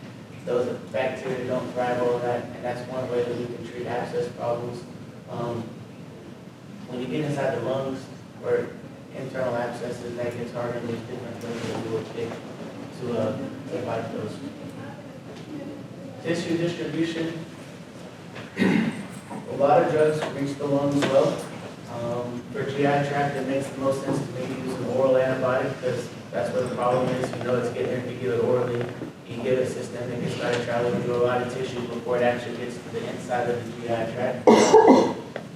Skin, also many do well. I really like the penicillins or your white antibiotics for skin problems. Joints, Macrolax, which is like Draxin or Zactran, are really good at joints, and Nuflor is probably my favorite antibiotic for joints. And then your blood-brain barrier, so if you have a neurologic year where you're suspecting a meningitis, anything that looks like it could be neurologic, Polyflex, which is ampicillin, or Baytril or Nuflor are your ones that are known to cross the blood barriers. I can't legally tell you to use Baytril in those cases, but I can tell you that it crosses the blood-brain barrier. Water versus liquid soluble, not super relevant other than I just wanted to explain that there's different antibiotics that are effective against lung diseases or joints because not all of those drugs can reach those. And so when we classify a cell membrane, these are just basically two fat layers. And so the water-soluble drugs will hit that and bounce off. They have a hard time getting through that. The lipid-solubles can go through those barriers and reach an infection that may be behind an abscess or in the joint. And so those are just things that we think about when we're picking an antibiotic. Static versus idle, again, I'm hesitant to talk about this because it's not a measure of which one's better or worse. They're just different. Bacteriostatic drugs prevent an organism from multiplying, and then they rely on the immune system to fight off the infection. Bactericidal drugs actually kill the organism independent of the immune system. And so the only reason I mention it, if you're going to slug something with Superdex, you're wiping out a portion of the immune system, immune function. And so I would argue that if you're going to treat something with a high dose of dexamethasone, you need to use a silo drug, and I'll tell you what those are in a little bit. But that's really the only part that I really think hard about static versus idle, just because I don't want people to think that it's a measure of which one's better or worse. So antibiotic language, dosage, dose, and volume. Dosage is a rate. That's milligrams per kilogram. When you look on the bottle of Draxin and it says 1.1 mg per kg, that's the dosage. And then your dose is the amount of drug that you're actually going to give an animal in milligrams. So if you have 1 mg per kg and you have a 50 kilogram animal, you're going to give 50 mg of a drug. That's your dose. And then your volume is the physical amount that's delivered. And so I was talking to a guy, and I've heard that someone compounded 96 mg per mil dexamethasone, and someone said that he was crazy. He said, you'll kill it here. I said, well, not really. You just give a less volume. The dose is the same if you do your math right. And so those are little subtle differences, but just know that your dosage is the calculation that you use. The dose is your weight in milligrams, and your volume is obviously what's going to be in the dark. But if you treat if you use the correct dosage to treat a 100-pound deer with dexamethasone, the volume is going to be different between 24 and 96 mg per mil, but the dose should be the same. Does that make sense? Hey, give them the ml dose different, so they're not saying like 4 times the strength. I'd say that you're going to Yeah, so tell them the dose. So if we were going to use for math, 1 mg per pound,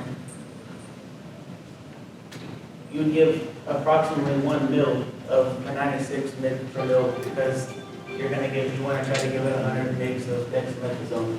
You would give it 4 mils of the 24 mg per mil. So that animal is still getting 100 milligrams of dexamethasone, but the volume is different because of the concentration. And Luke, just make sure they know there's a difference between the sodium phosphate and propylene glycol as far as how long it stays. Because of dexamethasone, sodium phosphate, a lot of people misunderstand that. That's only going to be there for an hour or so. It's out of the system in an hour, where propylene glycol will be there for 24 hours and the effects for 48. Yeah, you have longer acting and shorter acting based on the care that the drug is delivered in.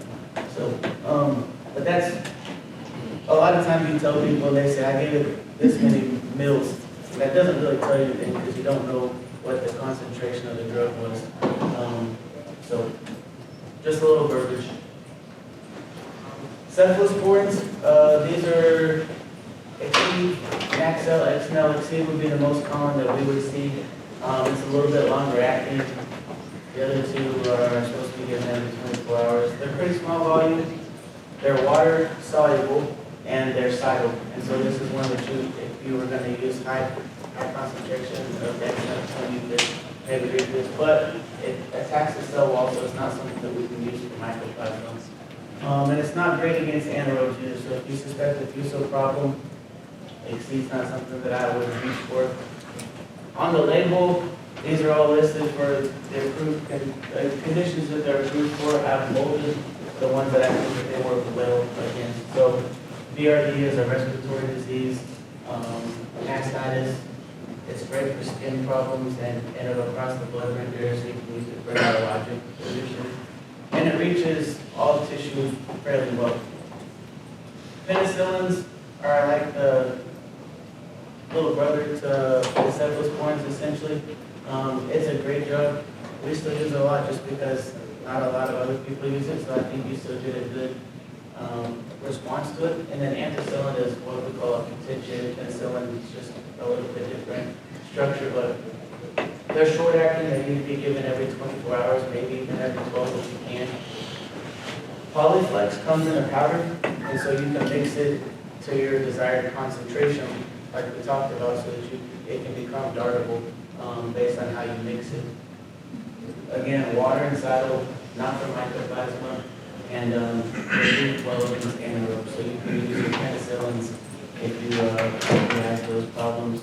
Skin, GI, repro, and neurologic conditions is what I would recommend for. Macrolides, Draxin, Zactrins, Aprevo, and Lacatil. Probably the most common antibiotic class that we use in deer because they're good drugs. They're small volume and they're dartable. But you get on Facebook and you see someone that has a sick deer and they've given them 3 of these. One, that's a lot of money. A lot of money. 2, if one of them doesn't work, they're so closely related that the other one's not going to work either. So if you're going to treat an animal with multiple antibiotics, which there's really pretty few and far instances where I might recommend 2 antibiotics at the same time, if you are going to do that, don't use 2 that are in the same class because you're not gaining yourself in the ground. So these are great for mycoplasma. If you have a pneumonia case, you see the swollen joints, the drop here, or if you have a confirmed mycoplasma problem, you can use these. They work well. Lipid soluble, so they get through abscesses. They get through joints really well. They reach all tissues really well, especially the lungs. So my recommendation for these are your respiratory cases, foot rot, and if you ever have a mastitis problem. But don't use them together. Save yourself some darts, save yourself some money. Tetracyclines, old school, but still good school. So I recommend biomycin over the LA drugs. Just the carrier is different. It's a little less tissue reactive. The only problem is I think biomycin is still off the market. So if you can get it, tell me because I'd like to get some too. Tetracyclines, they're long acting, broad spectrum, moderate volume. It's not something that you're probably going to be able to dart. But if you get your hands on an animal, it's still a really good option. I have a treatment protocol that I'll show you in the back, and tetracyclines are kind of my last ditch effort because at that point, and then I get that animal back anyway, so there's no reason to sink a whole lot more money into it, but it's a good drug. Respiratory foot pieces. There's oral formulations too that you can give for GI cases, and they reach all tissues relatively well except they don't cross the blood-brain barrier. That's not something that we're going to do for a neurologic case. Fluoroquinolone, Baytril would be the most common one there. You also have Atrazine or A180, which is similar to Baytril. It's a smaller volume dose, you could dart Atrazine. They're long-acting, lipid-soluble. They get everywhere in the body. They're cidal, so that's something you could use in connection with dexamethasone. And they're great for respiratory cases. And they're also labeled for mycoplasma, so that's a good one. My recommendations are lungs, and if FDA is not listening, you can use it for CNS problems too. Sulfas, this is like a little asterisk. It's an antibiotic that does work for coccidia. coccidia is a protozoa, so it's not something that's normally susceptible to antibiotics, but you can use sulfa toxin for coccidia problems. They're either in a catch bolus form, or if you get the solution, it's got to be given IV. Need to consider this for fuso problems because it covers that spectrum. It's really good for scours, but anytime I give an oral antibiotic, Dr. Greg alluded to this, if we disrupt that gut flora, I would get fined. Really, I think any sick deer should get fined, but especially if you're going to be giving it an oral antibiotic that's going to disrupt the flora in the gut. Fluorophenical, we're probably not supposed to have favorite, but blue boy is my favorite drug. It's long acting, moderate volume, but you can't dart it because it's like candy. And it leaches everywhere in the body. It's good for fuso, for mycoplasma, and it crosses the blood-brain barrier. So you have to get your hands on an animal, but I think we maybe rely on dart gun too much anyway. So if you have your hands on an animal, think about a different antibiotic other than what you would dart. Lincosamides are an old class that we don't really use a whole lot other than oral antibiotics. Spectagard is like a Kool-Aid looking antibiotic you can get at a Tractor Supply store. It's good for scours if you're at that level, at that point where you need to treat those. And again, anytime you're given an oral antibiotic, you need to give it timing as well. Aminoglycosides are the only way that we can use those in ruminant animals is orally. And so you can get neomycin and use that for scours with timing again. Get a plan together, stick to this plan and keep it in your record. So day one, I pick my first drug, not 3 of them, I just give them one, and then I wait 3 or 4 days.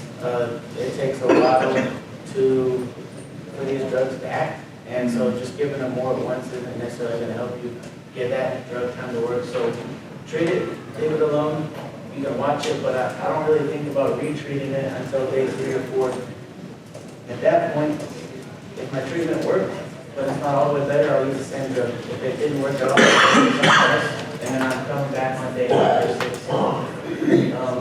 And then foot rot scours, I would recommend making a protocol with everyone that's treating deer on your farm so that you can compare notes and say, hey, this drug's not working very well anymore, or we have a lot of retreats. Maybe we need to rethink our protocol. But all that comes from having a standard protocol and good record keeping and communication on your farm. So to tie things up, we need to know we're fighting, make an informed decision plan, call people around you, call your veterinarian. Don't hesitate to get reliable help. Keep good records, record your treatment so you can see how effective they are, establish a recheck date, and retreat if needed with the second and unrelated drug. Question, so in regards to your record keeping,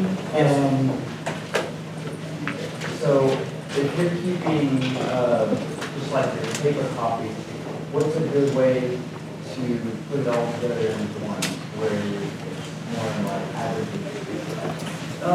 You can use different tables for Excel that people use, and you can kind of go back and see. I just take a picture with them on my phone, and then you can have there's Adobe scan of the app on my phone, so you can make a PDF and file those by month. You can go back and kind of see what you did this month and kind of get a history of that. But Excel is really good if people are practicing with it. And then with the cloud, you can pull stuff up in your phone. Some of the pedigree programs have a notes section in the bottom. So if you're talking about an individual animal, you got the DNA number, the unique number, the tag number, they can put notes in there when they've been treated. Yeah, you can do that. I think Cattle Max or something, there's an app that you can get down. It's not for here, but you just do it by your tag number. So yeah, there's apps that you can do it live.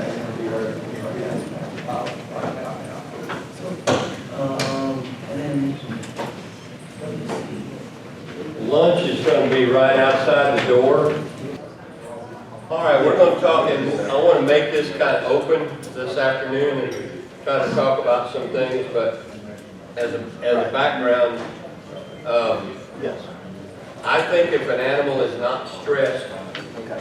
Yeah, like I said. by our management procedures, if an animal is decently cared for, if an animal has optimal mineral intake and utilization, and we don't do something stupid, it's pretty hard to make them sick. Okay? And really, this is a pretty tough animal until we start doing stupid stuff to it, you know?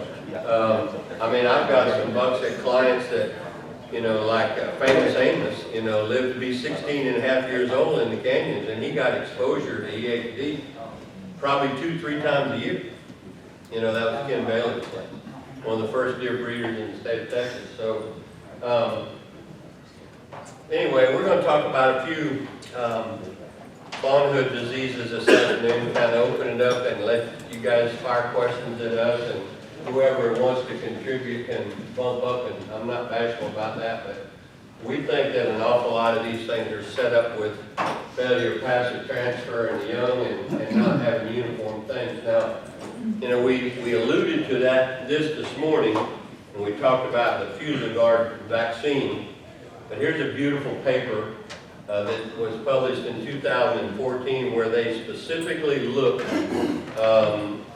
at white-tailed deer, captive white-tailed deer, Fusobacterium infections, and they found that a high percentage, like 78% of the diagnostic sessions, so every time an animal came in with Fuso, they cultured and speciated it and looked for toxin. And I think the industry has been probably assuming that a lot of these Fusos are necrophilia. Okay, because we have some rapid tests that we can use for Fuso, and when you get the genus Fuso out, everybody assumes that it's always necrophilia. Now, some of the stuff in the mouth may be necrophilia because that bug is an anaerobe, but it's present in the feces. It's present in a lot of times in the rumen and reticulum. They're licking their feet, they're licking each other's back end and so forth. So, but most of the Fusobacterium that we isolate from respiratory disease is not necrophilia. It's Fusobacterium variant.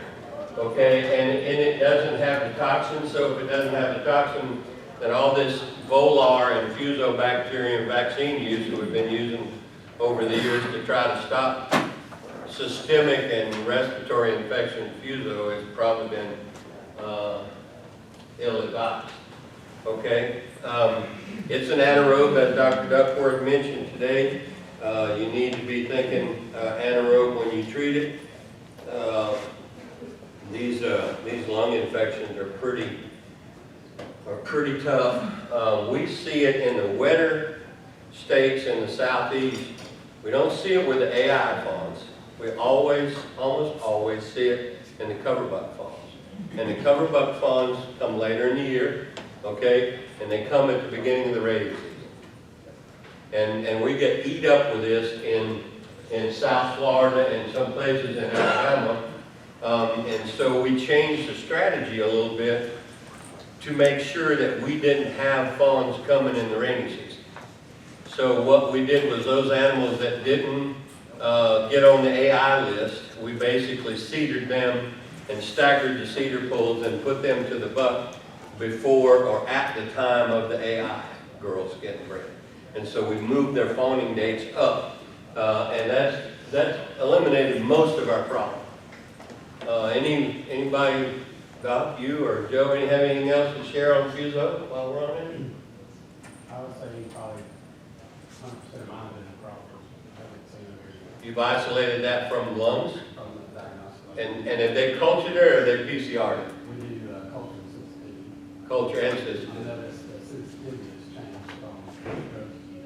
Okay. All right. That's a good point. I don't think there are any vaccines on the market right now, are there? For, Fuso. we use Fusogard. It's still on the market for you? Yes, sir. Okay, I did a search on that this week to see if it was still available. And I couldn't, huh? Vola went off. Yeah, Volar went up, but I thought I read that Fuso went up too. Okay. Well, if you have confirmed cases in the crop room, then that's a thought, you know, if the presence of the toxin. This is from a number of animals was published in 2014 from captive whitetails, and this is from Penn State University in Pennsylvania. So a lot of white-tailed deer in Pennsylvania, one of the first places that. Okay, there's also some interesting things happening with mycoplasma. There's a gentleman at the diagnostic laboratory in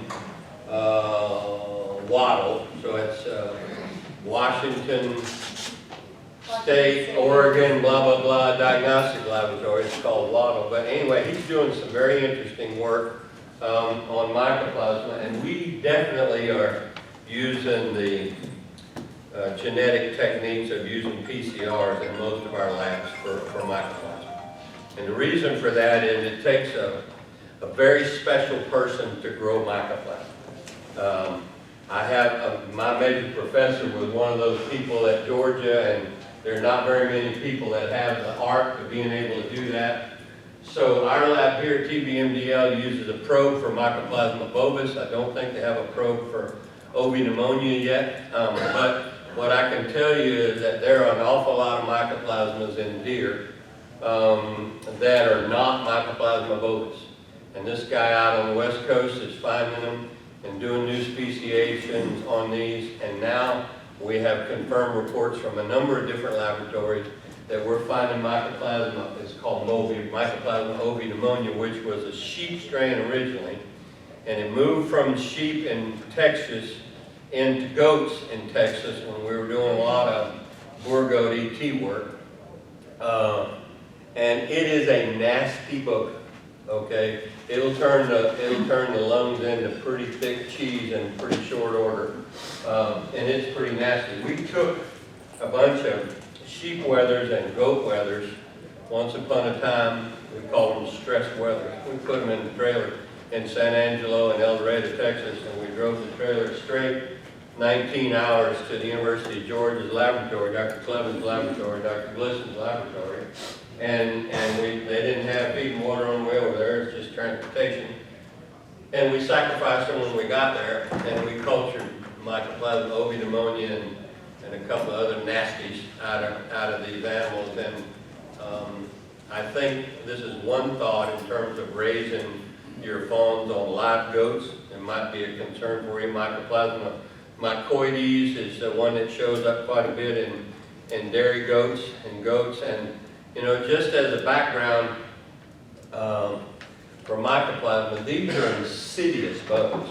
Okay, and if you see a sheep, a goat, or a deer, whenever you have cool nights and warm days, and if you watch them carefully, because the deer's constantly licking them, make sure the predator doesn't see snot on his nose, but they'll have a clear discharge one day, and then it'll turn pearlescent gray a couple of days later. That's generally mycoplasma on these guys. And when it starts to turn greenish or yellowish, we've got whatever the microbiologists call it now, Pasteurella or Mannheimia or whatever. They keep themselves in a job by changing the names of bugs, but we call it Pasteurella or Mannheimia. When that changes color to green or yellow, now you've got another secondary invader with a bacteria. And this will knock them up in pretty short order. There's way too many pneumonias in animals. So the chicken industry, the turkey industry, the pig industry, they've spent millions and millions of dollars going specific pathogen free and trying to eliminate mycoplasmas from their production systems because it's so insidious, and most of the time we can blood test and slaughter or move one direction or another, but once mycoplasma gets into a location, it is very difficult to make it leave, okay? Very difficult. If it was a feedlot steer, one might say that one of the best choices of drugs for that would be a fluoroquinolone, like an enrofloxacin. But we can't say to recommend a drug like Baytril in deer because it's specifically forbidden, but that's one of the thoughts that will go through your mind. All right, and most of the time we have viruses that set up infections with mycoplasma. Mycoplasmas are there. Most of the time, if the animal's healthy and happy and warm and not stressed, they can more or less control that. It's when the stress levels come and when the secondary invaders come and so forth. So I have a real concern about taking healthy fawns from my place that I want to be bottle raised and sending them out to someplace else and commingling them with a bunch of fawns and then bringing them back. Because I'm scared that, you know, that I would bring back something that I didn't have when I started. Okay, I think that's an issue that we're not thinking about on a regular basis. If I wanted to directly infect my herd or my flock with something, best thing to do is go to the sale barn, buy a bunch of them, bring them home, put them in with my girls without any quarantine whatsoever. And I think the same thought process should go through your mind about, you know, introducing animals into your herd. I think they should be quarantined for a while. You should observe them. You should maybe test them before I would throw them in there, because we may be buying and bringing home a problem. In the young white-tailed deer and in young calves and in young lambs and in young goats, the setup virus is respiratory syncytial virus, which all warm-blooded animals get. The virus that is in deer is a ovine or a sheep strain. It is not the cattle strain. There's a lot of information, but you know, so if we pick a BRSV, a bovine respiratory syncytial virus vaccine, and try to vaccinate our fawns with it, probably not doing too much good. You can find some antibody titers in some groups of cervids for BSRV. You can find antibodies to some other things. Whether they actually cause pathology or not is pretty much an open question, but it's the ovine strain that's very hard to, there's no place in the world that you can go to get an ovine strain vaccine to use, either in your sheep or your goats or your deer. So you got to fight it another way, you know. And we've chosen to fight it the way that we talked about this morning in chapter 5. The lung pathology that comes from those is huge. All right. So these are kind of the everyday diseases that are fawn hood diseases. I'm on a listserv with a bunch of practitioners. And I keep hearing from these folks that don't live in the southeast and don't have 55 inches of rainfall a year, and last year we had 70 inches of rainfall, and they keep telling me that coccidiosis is a management disease, and I'm getting so sick hearing that. You know, they think that you can just keep moving the equipment around and keeping the animals from eating off the ground and blah, blah, blah, and they won't ever get infected with coccidiosis. And I'm here to tell you that that ain't right, okay? Now, in Texas, like in Sutton County and Slacker County and, you know, Fort Stockton and Iran, where it don't rain much, you know, it's a lot easier to control than it is around here. But when it does rain, it's going to kick your boot. Same thing with homuncus. So the choices are this. There's no vaccines for coccidiosis in small ruminants. They mostly become immune by the time they're 10 to 13 months of age, okay, with challenge, because there's always challenge.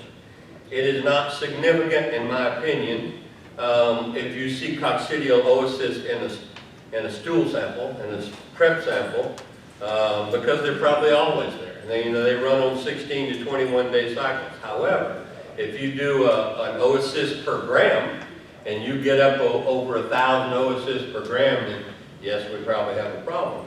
Do we, you know, are we seeing diarrhea? Are we seeing digested blood or frank blood? Are there reason to believe that we actually have disease? First thing they teach you in med school or vet school is treat the patient, don't treat the lab data. So if you find a few coccidiosis in a smear for homuncus parasites, I don't get too concerned about it if the animal's not telling me that is sick, or it's losing weight, or it's, you know, unthrifty, or else I did an X per gram to find out what my levels are. Now, I've been I've been selecting sheep for 16 generations for parasite resistance to Homunculus contortus. And I'm making great strides. I've got them to the place where I don't have to deworm but about 10% of my land. It takes a long time for 16 generations.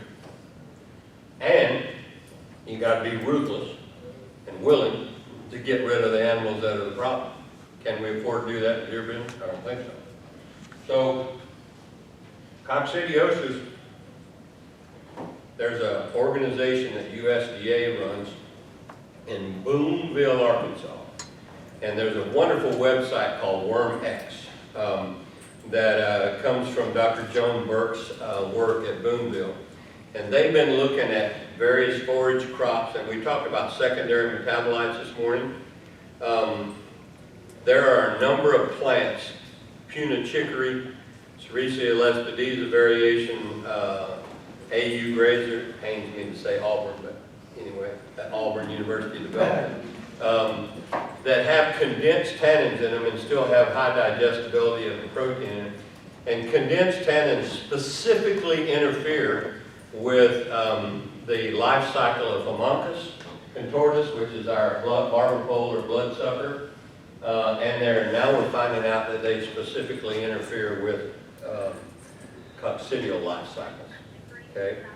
So, barring that, how are we going to control this in our operation? In an operation where the drinkers are almost never moved, you know, the feeders are almost never moved, and if we do turn the drinker over and scrub it out, we've got a big wet spot right there where we did it because we only don't have a one place in the whole pen that we can hook the drinker up to.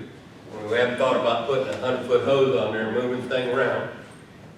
So whenever you have moisture and temperature and oocysts to end up sporulating and hatching out, you're going to have some coccidiosis. So you have two choices.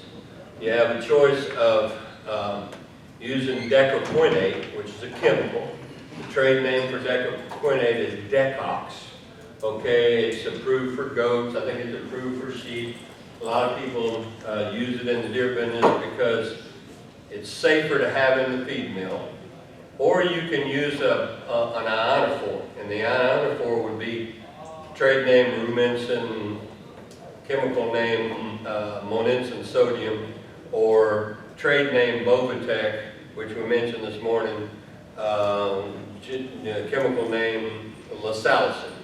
So your three choices would be Decox, Rumensin, or Lasalicin. Now let's talk about Rumensin. Most feed mills are scared to death to have that in the feed mill because a very, very, very low amount of that will kill a horse. And there's a lot of feed mills that have had to pay with their insurance company because they didn't do a clean out of the mixer and the system after they ran a batch of Rumensin. Okay, that one is more toxic than the Bovatec or the Lasalicin. The Moninsin was originally an Eli Lilly drug. Coban in chickens was the first place where it was marketed, then Rumensin in cattle. And it's approved at pretty high levels, 90 parts per million, 60 parts per million, 110 parts per million, pretty significant levels. And I think the horse action level is around 10 parts per million, something like that. So you're not going to talk, and it's approved for goats, but not approved for deer or sheep. The Lasalicin is the less toxic one of those. Probably does as good a job, but less inclusion rate in the feed mill. And back in those days it was Pfizer. Now it's Zoetis. Bought them out and drifted it off and spun it off. Anyway, the guys at Pfizer were smart enough to get that drug approved in a dose range based on milligrams per kilogram of body weight, not on an inclusion rate in the pounds per ton. So instead of getting it approved for 60, 90, 110 parts per million, they got it approved for 15 milligrams per head per day, all the way, all the way out to 70 milligrams per head per day. And that dose range gives us an awful lot of ability to use it in the deer business in a very righteous way. Now, what are the differences between Decox and Lasalicid on a day-to-day basis? For me, if you can get the feed mill to use Lasalicid, I would select that. And here's why. The Decox is a chemical, and the chemical does an incredible job of suppressing the coccidiosis while it's in the feed. Okay?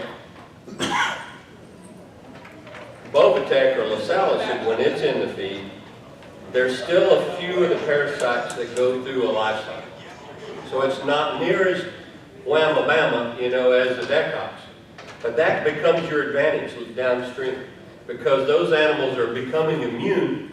So when you pull them off of the drug cold turkey, which happens to us when we change an animal from one age class to another, a lot of animals I see pulled off of Decox in cold, in warm, damp conditions get coccidia whenever they're pulled off the drug. I don't see that with Bovatec, and I don't have any, vested interest either way. So a lot of our clients use Bovatec, and since it's approved on this dose range, you have to think about this a little bit, but there's ways to do that. Dr. Duckworth can help you. I can help you. A lot of people will put Bovatec in the diet at 20 pounds per ton of the type A article, or 30 pounds per ton of the type A article, and then you calculate that out as to what a dose is, and your fawns physically cannot eat enough of that blend to get an effective dose. So what you need to be thinking about is using the approved level that's available there and figuring out how much your fawns are eating on a daily basis, either in the creep feeder situation or however you can figure it out. And your first few batches that you feed to those babies, coverage-wise until they're maybe in November of the first year of their life, probably needs to be a heavier concentration of drug, and then you can let them up and move out of there. So that's a real neat twist. Most people don't understand about that drug. Putting that stuff in heavier to begin with when their consumption is lower absolutely will control coccidiosis. Once it gets out of control for you, then you're in the therapeutic area. So coccidiostat is preventing the infection, hopefully, and coccidial treatment is after the mule's out of the barn and you got to do something to get it back. So what are our selections for that? We can use Corid, which is amprolium. It's probably overused in the deer business. Coccidia get resistant to drugs that are overused, I can tell you that. It is reported to have an effect by developing thyminase enzymes in the rumen, which could give you polio and neurologic signs in your animals. That's reported a lot. I don't know that I've seen very many cases of it in my life, but it's reported. For my money, if we can be sure this is not a food animal, I would select Panazuril, which is Marquis, a horse drug for EPM, and now be aware, and it's a secondary metabolite of toltrazuril, but be aware that the deer industry buys a bunch of counterfeit toltrazuril. It is not real. It doesn't treat animals very well. If you go on the internet and have it shipped in here from Sonora State in Mexico, you may be getting what you deserve. Now the Marquis, the branded product that's here, or a compounded product that's here, those drugs in that class only need to be used one time, and they're effective against all life stages of that coccidia. So you can use Baycox, which is a drug Bayer got approved in every English-speaking country but this one, and toltrazuril is its name, or you can use Panazuril, which is Marquis. There's a dose range of that if somebody's interested in using that. I've got a dose range for llamas and a dose range for deer and sheep and goats. That's very nice. If you can't get your hands on Panazuril, and it was out of the market for a while this last year, Still, okay, all right. If you, and you can't get it from a compounder, or can you? We have. You can, all right. But I don't know if I like ordered ours, our marquee 4 months ago. We Yeah, still have it's a been lot. out of supply. So you have to go to a compounder that you trust, or you're gonna have to go with 5 days of Albon, or a sulfa drug, or sulfadimethoxine, or sulfaquinoxolone, or sulfamethazine, or whatever. And just make darn sure when those animals are on that they're getting all the good water that they need. I didn't mention this morning, but if it's real hot weather in the tank and your tank temperature on your water is 95 or 100 degrees, they're not gonna get all the water they need. So I got some growers that take milk jugs, clean them out, and they freeze them in the freezer. And so their help, about 2 o'clock in the afternoon, will take a couple of gallon milk jugs and put them down in their water troughs to try to drop the temperature of the water so that animals will keep drinking, especially when they're being treated for coccidiosis. So we about beat that to death. Any questions on coccidiosis? All right, Clostridial disease, anaerobic. We see this bug get out of control whenever we have damage to the intestinal tract, when there's meat from damaged intestinal tract, where there's blood from damaged rumen or ulcers, and by the way, on the fuso, we've had cases of fuso that have actually gone systemic from ulcers in the abomasum and the rumen. So there's a bug that's normally present in that area, and then an animal gets acidosis and gets ulcers, and now he's systemic with fuso because we didn't take care of the GI tract. But Clostridial disease, these little boogers, they're involved in necrotic enteritis, they're involved in ulcerative enteritis, they all produce toxins. It's the toxin that makes them sick. Most of the time in my sheep and goat practice, whenever people call me, the first set of questions that I ask him is it the biggest, nicest, prettiest looking animal in the pen? And they say, yes. And I said, okay, did he die near the water trough, or was he going to the water trough on a regular basis? And they say, how'd you know that? And most of the time it's the animal with the biggest appetite, the one that's bossing everybody else around, and we call this disease in deer is overeating disease or bloody gut, okay? And it happens because the animal is overeating way more than he needs. The bugs go berserk in the rumen. You know, the papillae that we talked about is the absorptive appendage inside there. They get cut off like somebody cut them off with a weed whacker. So I got meat in the intestinal tract, and I got free blood in the intestinal tract. And Clostridium think that's ice cream. Okay, they're just gobbling it up, and they're making more and more and more. And so it's not the bug that kills them, in so much as the toxin that the bug elaborates as it's growing. Once you get a situation like this going, it's hard to turn around. You've got to have the basics of the nutrition has got to change. The only way that we've been able to turn some of these around is with lots of oral antibiotics. And we've used LS50 with reasonable success doing this. We've used some water-soluble psyllins to try to help with this. Other than that, we're going to pick up. And the other thing that you'll notice with Clostridial dead is that their carcass decomposes very rapidly. Okay, because this is a cadaver type bacillus as well. So we need to culture. They're anaerobic, so they grow in the absence of oxygen. But it takes a good lab to grow them, but we've got kits now where we can grow them, so we need to. But a lot of laboratories aren't very good at growing them. We need to find out which bug we're dealing with, whether it's Clostridium A, whether it's a Perfringens type A or a Perfringens type C, or what's going on in there. So we don't do the nasty things to deer that we do to mark lambs and to disc bud goats and sheep. The other side of this is the C, D, and T of the vaccine that you use is Clostridium type Perfringens type C, Perfringens type D, and Clostridium tetani, which is tetanus.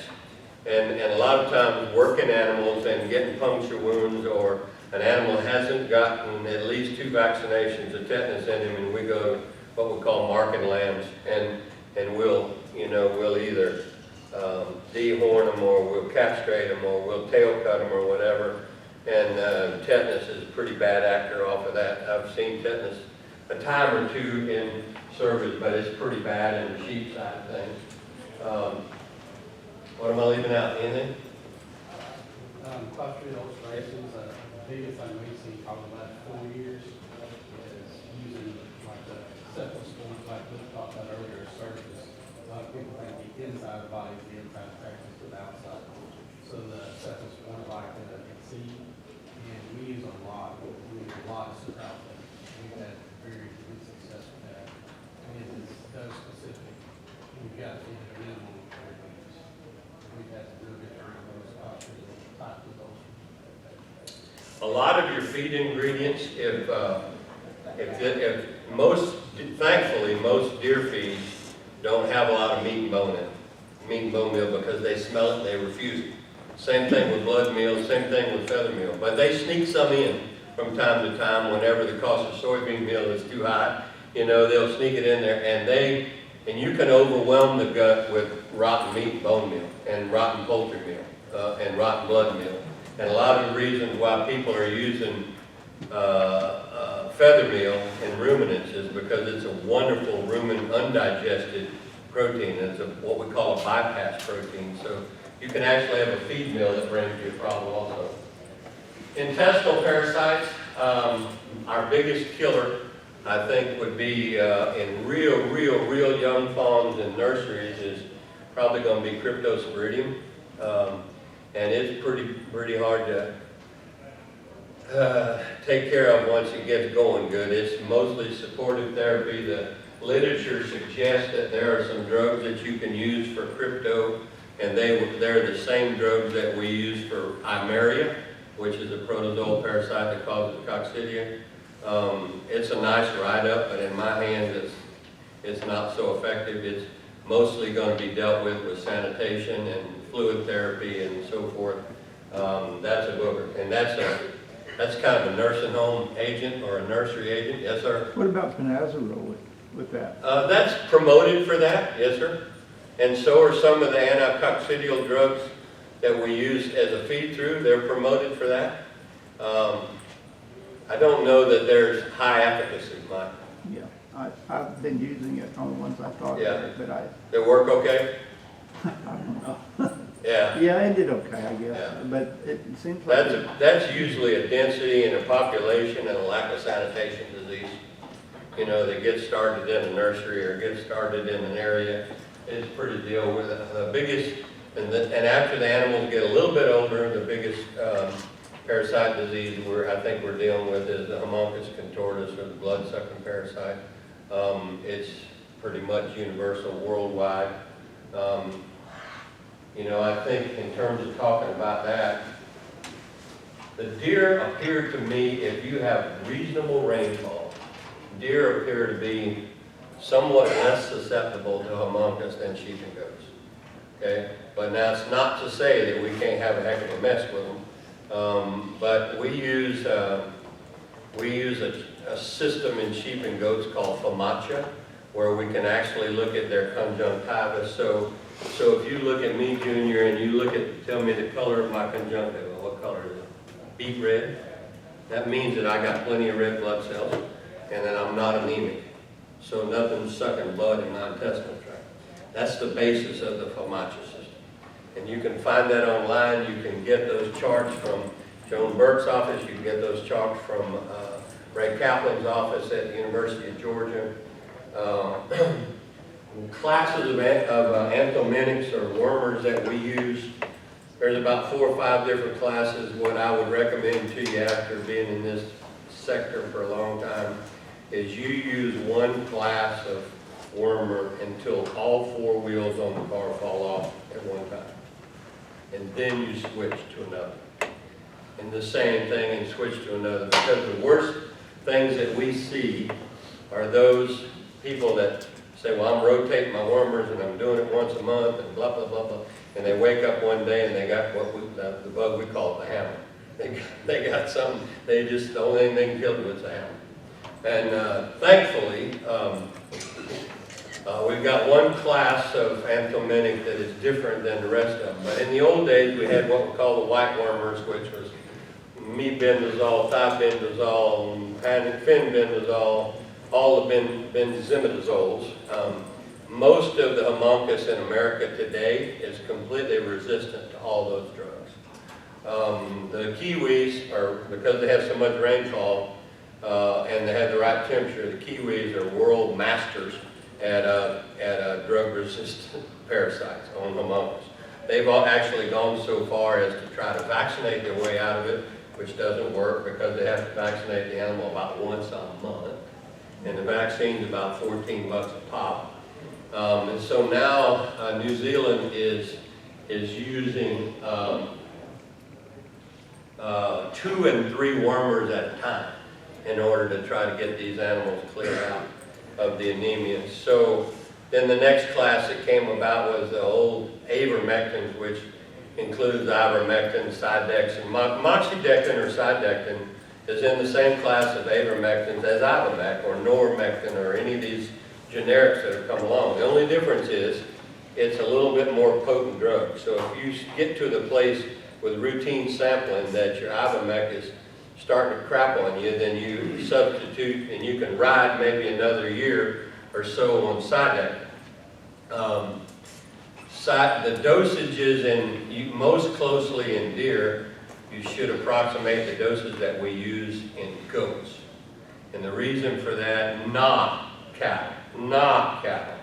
And the reason for that is the catabolism or the destruction of the drug is faster in goats and deer than it is in cattle.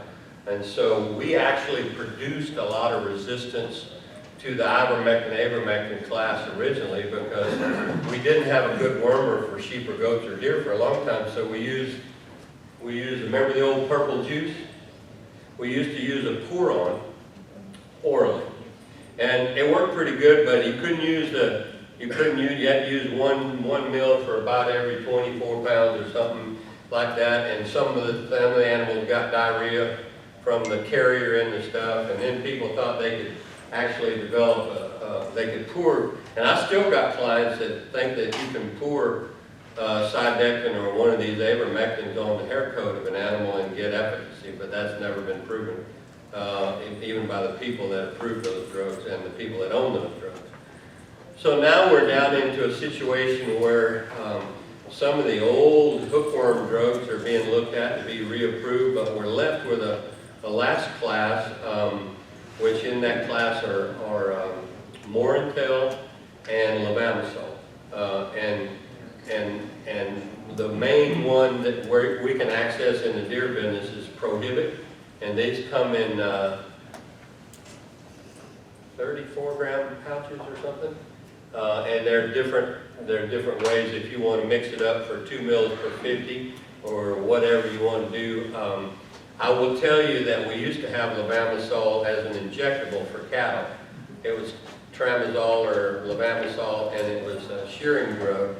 It was a great drug, but really and truly all parasite drugs should be given orally so that they can contact the parasite. And injecting the drugs usually gives you a real high but short peak, and what we're after area under the curve. So the area under this curve is a lot better than the area under this curve. So we actually were producing resistance to parasites by injecting them. So the current dogma says don't inject them, give them orally. And Prohibit has a different mechanism for resistance than any of the other wormers that we've ever had.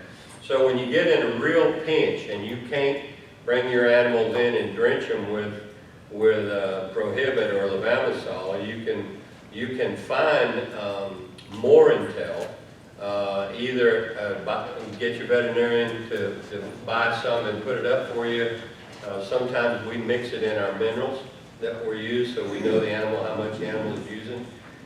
If you really get in a jam and you want it right away, you can go to Tractor Supply, and they've got it in the section, they call it goat crumbles or goat wormer, and you can actually, that stuff's not cheap, and you can feed that stuff, but it's very effective. It's in the same class as Prohibit, and it's a feed-through rather than a drink.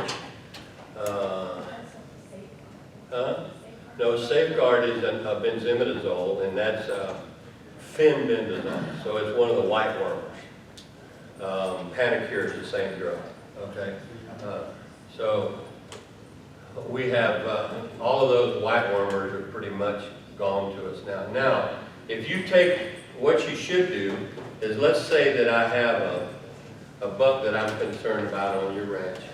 I go out there and I walk around a little bit and I see some hot pills come out of his back end, and I go pick them up and I put them in a sandwich bag, and I go run a McMaster's, which is an eggs per gram on him, okay? And I find out what he, and I decide, you know, I'm gonna run him in and worm him, well, because it just looks that way to me.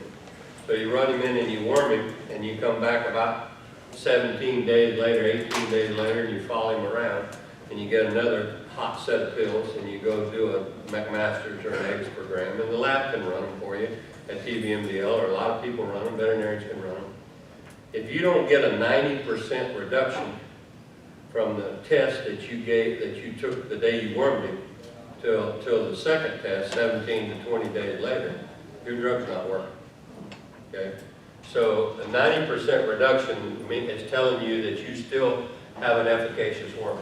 If you have 50%, 60%, 70%, your drug's not working. Okay, you need to switch to another. What am I missing? Dr. Duckworth? Nothing? Joe? Question. Yes. You can go ahead. Yes? Question. Where does this new wormer that's on the market now, a lot of people are using long range, where does that fall? It's an injectable. Where does that fall in your? If you ask me the best way to produce resistance in an animal, this is my personal professional opinion, I would start using long range right now. I don't use it. No, I'm just telling you, because basically, if you talk to the board certified parasitologists in our industry, what we're trying to do is get a concentration of the drug in the target tissue over time, okay? And long range, what that's doing to you is you don't have these peaks, you don't have enough drug in concentration over the long haul, and so your concentration of drug drops below the killing line over the course of time, and the best way to produce resistance is to have a low concentration of the drug in the body. I hear you. I just, a lot of guys that use it talk it up and say it's the greatest thing. Well, you know where I see it used mostly? We have some parasite testing tests that go on at Virginia Tech and a couple other places, and they bring the animals in and they worm them and they test them, and then they deliberately give them 5,000 infective larvae of Homunculus contortus, and they put them out in random paddocks, and anybody that gets anemic gets kicked out of the test, and anybody has to get treated gets kicked out of the test, and then they look at gain per day, and they look at eggs per gram over time. I see a lot of people pre-treat the animals that are going to the test with the long range to try to cheat, you know, but I don't have a use for it in my practice. Okay. That's fine. Yes? Is there an advantage to the Cynectin plus triclazole? You see any advantage to Talking about the oral. But I said, I have trouble top parents on the dewormer, but it's a good thing on that. But the big thing is Dr. Craig was talking about this to do and the other thing, we should not inject dewormers in deer. And I mean, we've been doing this 15, 18 plus years. It's the first year we've heard of it. But he's saying the biggest thing for him is validation. He likes that the best over everything right now. Valbazin is a benzimidazole. It's a white wormer, and it hasn't been used in the industry, which is a nice thing. The only concern that you have with Valbazin is do not feed it in the first 60 days of pregnancy. Okay? Otherwise, it's a pretty good drug. Valbazin used with something else after the first 60 days of pregnancy, probably good, you know, if you're good for it. Yeah. One thing we've seen a lot more going back to your coccidia, they're on the South Texas region, even in Mexico, we're getting a lot of problems getting coccidia, we're getting Almeria, and now we're starting to get Giardia mixed in there. And there's nothing on the market, I know that's Giardia, and the drug you hate more than anything people use is metronidazole, so we've stayed away from that. But we went into the human literature, we found that in infants and third world countries, and I should say, I won't say the S type countries, but the third world countries that have that issue. We finally found something that'll get coccidia and Giardia at the same time. We've had very good success in ponds, they can avoid diarrhea, and back positive for the people. And I'll even say the name, because I know it for sure, it's azithromycin. And for children, you can get that in food pharmacy, you can strip that out, and it comes in a liquid suspension already, 50 mg per kid, once a day for 5 days. We've seen tremendous. I'm sorry, did you say erythromycin? Azithromycin. I'm sorry, I couldn't hear what you said, okay. Your Z-Pack, Yeah, yes. That's the only thing we found that's in the human literature that works. And that works on what then? on Giardia Okay. and coccidia. What about using the Panazeril for that? For Giardia, I think it probably would work. Have you tried that, Joe? You tried Marquis for Giardia?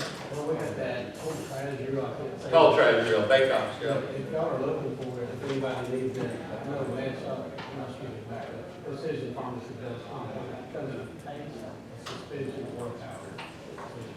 There you go. And I know the Marquis is on back of this. So if you're looking for access for Panazeril or Trazodone, he says that Precision Compounded Pharmacy can help you. So you get with your veterinarian and you guys can get it done that way. Other questions? One other question. Clostridia, I was told by another breeder, he had a class of it, he lost several fawns from it, and he was saying that the vet that came and treated it for him said that Clostridia can be triggered at weaning. Sure. And whenever you cut it off immediately, out in the wild, the does will continue to feed the fawns for another month or so. They self-wean kind of. Yeah, self-wean, but, if you're gonna raise your deer or whatever, that, not to just cut them off real abruptly and then stick them out in the pen, maybe you wanna gradually do that, but Clostridia can be triggered. Oh, the stress of weaning is a big deal. Yes, It's okay. a big deal. Just to verify. Yeah, thank make that, I tell you what I do with my lambs, I may have mentioned this morning, when the boys start getting frisky with their sisters, I pull all the buck lambs off, put them in another lot, and I leave the ewe lambs on the mamas until they kind of self-wean. Yeah. And my mastitis has gone way down, and I haven't had any non-uniformity problems in either sex. Good, because I thought I was going a little excessive. Well, people have a tendency to want to early wean all ruminants, and I think that's a bad deal. They're trying to early wean lambs at 45 days and cattle at 60 days, and this is crazy. That's the reason why we have so much trouble with veal calves. It's failure of passive transfer, and they pull them off their mama at 3 days of age or 2 days of age. So, other questions or comments? Okay, external parasites. You want to run those? He's the latest one out of school. He ought to be square on that. Ticks and lice primarily is what we see. Okay, and if you're using one of the ivermectins, generally they're in good control with that. We see a lot of lice whenever we're breeding on some ranches, worse in sheep and goats than in deer. They seem to be able, and you got to figure out whether you're dealing with a sucking lice or a biting lice, and treat them. When a heavy infection of lice will impair your growth rate in an animal, can cause lost red blood cells. Ticks is probably the worst one we had. I had a comment this morning about filaria and having to use antibiotics on a routine basis in animals because of that. And Dr. Hensley at the TVMDL was recommending antibiotics, tetracyclines for that. I would probably put more pressure because I like the microbiome to be what it's supposed to be. I'd probably put more pressure on trying to keep ticks off the animals than I would trying to modulate by feeding antibiotics. But anyway, that's just me. Sometimes you get into an area. The one thing that we haven't talked about, and it may be something in the future, it is in other parts of the world, about deer have a malaria, they have a plasmodium, and we can find it in about 42% of the animals in America if we look for it. I don't know when that's going to pop its head up. We've seen a lot of Elaphora scheiderii in South Florida and South Georgia, which is transmitted by horseflies mostly, and you get a set of worms burn around on their head. They're pretty ugly, but they're pretty pathognomonic, so you got to watch for that. We see that an awful lot in South Florida, down around the lake. That's about it on external parasites. Ticks and lice and keeping face flies and stuff off of them, bottle flies, horse flies off of them would be another thought. We have places in Florida that use rubs, and they have strings and rubs. So the cattle used to use a back rub, big old roll. These guys have got a big old roll, but they've also got strings that are dripping. And so every time the animal goes to water, they're putting a little dose of the tick or whatever remedy on their back. They seem to work fairly well. Now, I mean, let's open it up to you guys. We've spent a lot of time banging things today. What concerns or questions, or what can we do better in the future? Or what do you want to see covered that we didn't cover? I got a suggestion, and I had mentioned it to Luke earlier. When we do these new deer breeder seminars, one of the things we face is, are we going to bottle feed or are we going to let mama raise? Some of the smaller operations like us, because we don't have a handler facility, bottle feeding seems to work good for us.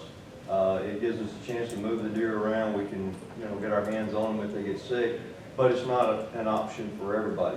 Could you, tell the pluses of mama raising and also the negatives? Because I know a lot of guys, their fawns get sick because there's so many of them in the pen. They start intermingling, 1 gets sick, 2, 3 get sick, 4, 5 get sick. When you bottle raise, you can always isolate that one, quarantine it. We'll make a note, try to cover that. The worst thing you can do is have a mixed pen. I agree. It's a nightmare. And oddly enough, after 25 years of doing this, most of the deer that we lose to capture myopathy are bottle raised deer. Oh. Yeah, which is strange to me, but you have to fight them to get them into the chute. You have to fight them to get them into the barn. And when you check back on them, there are no lesions in the animal at all. And the dadgum thing, crapped on you with capture myopathy. And so that's an issue for me. And the other side of this is I've got a couple of biologists that I work with, and one of those guys is pretty adamant about the pen people being in the pens a number of hours a day. Okay, and he can make 10-footers and 20-footers out of creatures pretty quick just by being in the pen I agree, yeah. treating them and getting them used to you. And then if you've got animals that are crazy as bat, then you need to get rid of them. Well, and that's what we did. The ones that were just, hitting the fence and getting all the other ones spooked, you move them out. You get rid of them. Sell them as quick as you can. Keep your herd calm. But all ours are we're still bottle raising, and it works good for us. Well, I mean, I've seen it work like a champ. John Irvin Stoll Foods has got one of the best bottle raising facilities I've ever been in. And the animals don't actually touch the floor. They've got these kennel raised kennel floors in them, and he's got where he can wash out from under them to a drainage ditch, and the animal can get out of there and get on either sand or grass. I mean, it's a beautiful facility. And the one that was at non-typical now called Poverty Canyon was sloped and slanted, and when we planned that one, we fixed it so you could take all the sand out every year, and recharge it. So there's a lot of advantages to it.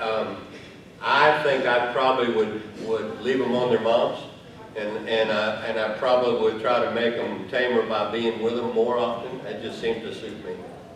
Any other questions? Yes, sir. I know we do, I'm not sure why, but a lot of breeders mix in CTC in the feed. Yes, sir. What does that do? Is it good or bad? It is a crutch that the industry has been using for 25 years.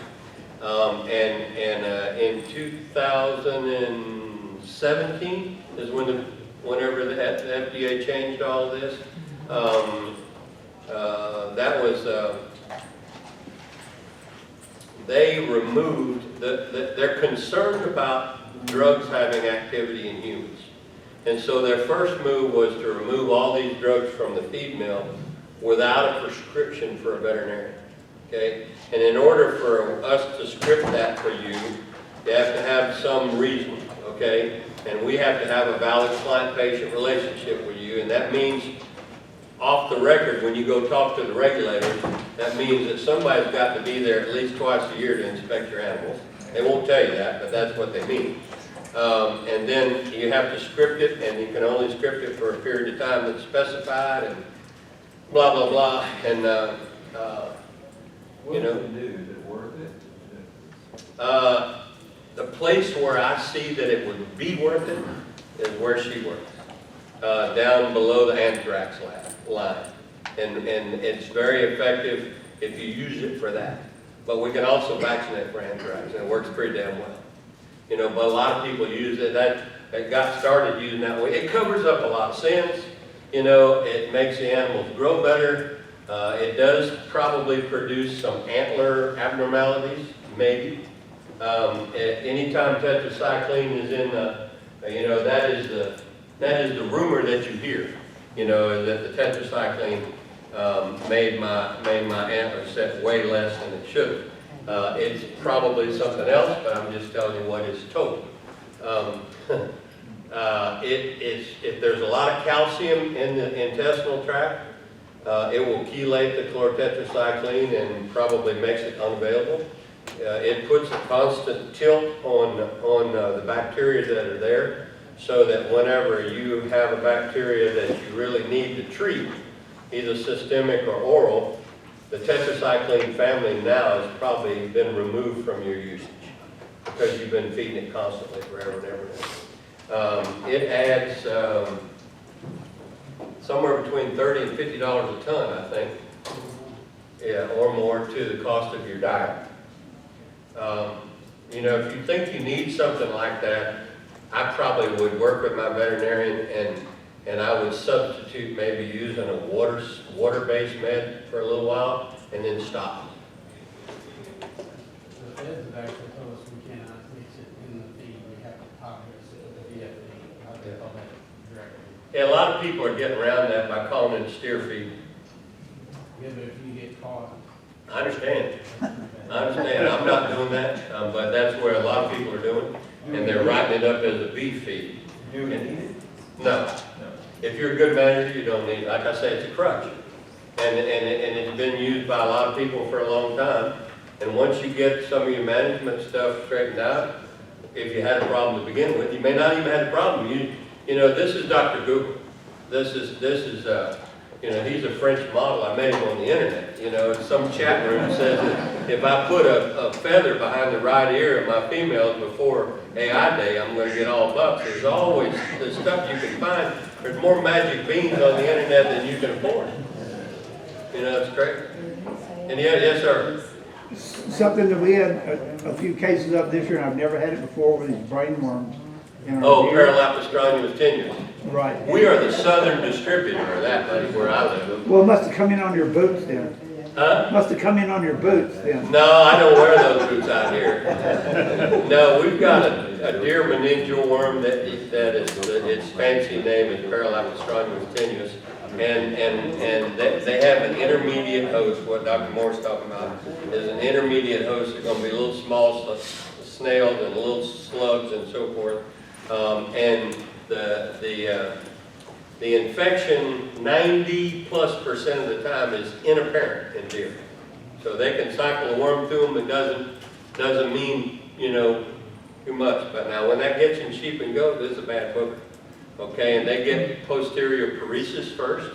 So you'll go out to an animal, and the animal will have his front legs up, and it'll be bright, alert, and responsive, and it's constantly trying to get up, but its rear legs are paralyzed. And so the question that we ask the phone caller when they call us with a sheep or goat problem is, did you find them in a crop circle? They've been trying to get up so long that they've made a crop circle in the ground because their rear leg won't work, and you'll find the animal in a crop circle. When you have that situation, there's about 10% of the time the deer may be affected. Maybe it's less than that. What you have to do in that particular case is the worm is burrowing through the spinal cord, and it's creating damage, and so the posterior end is affected first. And when you kill the worm, there's going to be some inflammation with the worm, you know, that you have to deal with. So what I do is, and when people call me, they say, what are we going to do? I said, well, we're going to try to kill your animal with ivermectin, fenbendazole, and dexamethasone. And I'm going to try to give it as much as I can for the next 5 to 7 days. Try not to kill it, and if it survives that, it'll be a sound animal at the end of the day. And so that's kind of where we are. But give an injectable base ivermectin or normectin. Give about a 6 to 10-fold dose of Panacur or fenbendazole or Safeguard, and give at least a ½ milligram per pound of dexamethasone every day for at least the first 5 days. We got a bait of this in the southeast. And what I had to do on my own personal farms, and Mike was telling me that he had snails when we were talking about this earlier, but I had to fence out my farm plots. When I did not allow the animals to have access to the first 3 feet of pond's edge, my problem went away. I got rid of their access to the intermediate host. Is the facial paralysis with these two, or is that a different? No, parasite? that's facial nerve paralysis, probably something else. Yeah, I've had 2 of them with facial. Yeah, I'm sorry. that's probably Elaphora schneideriana. Okay. Yeah. Schneideriana. I've had Hard to several say. cases of that too, and I can't, I don't know why it's never appeared before this year, but suddenly I had it and had both of them. Yeah, anytime you treat a sick deer like Dr. Duckworth said this morning, in my humble opinion, I think you ought to give them thiamine. And it just is, you ought to have a big bottle of brand new thiamine in your dadgum treatment barn every day. Because these animals are so quick to get polio, you know, on stress. Other questions? Comment? Yes, sir. This gentleman commented about top dressing wormers. Is it a matter of efficacy or acceptance? Yes, going along with which group of antibiotics you're using, plus trying to make sure they get the correct dosage there, because this is almost like an antibiotic piece. You put antibiotic in the water and stir it up, you don't get the dosage. It's not about it, it'll add up, accumulate the body over time.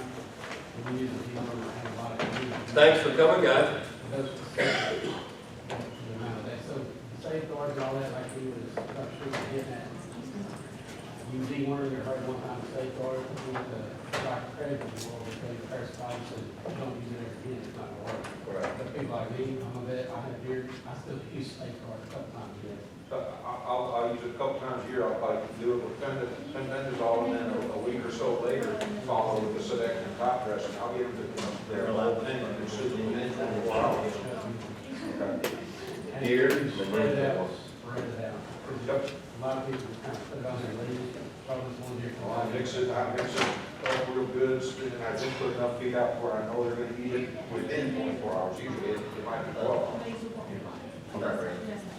Dr. Stewart, Sir. on the thiamine, one thing we've had a problem with is a lot of guys in here, when we was talking about doses, because a lot of people don't understand the concentration.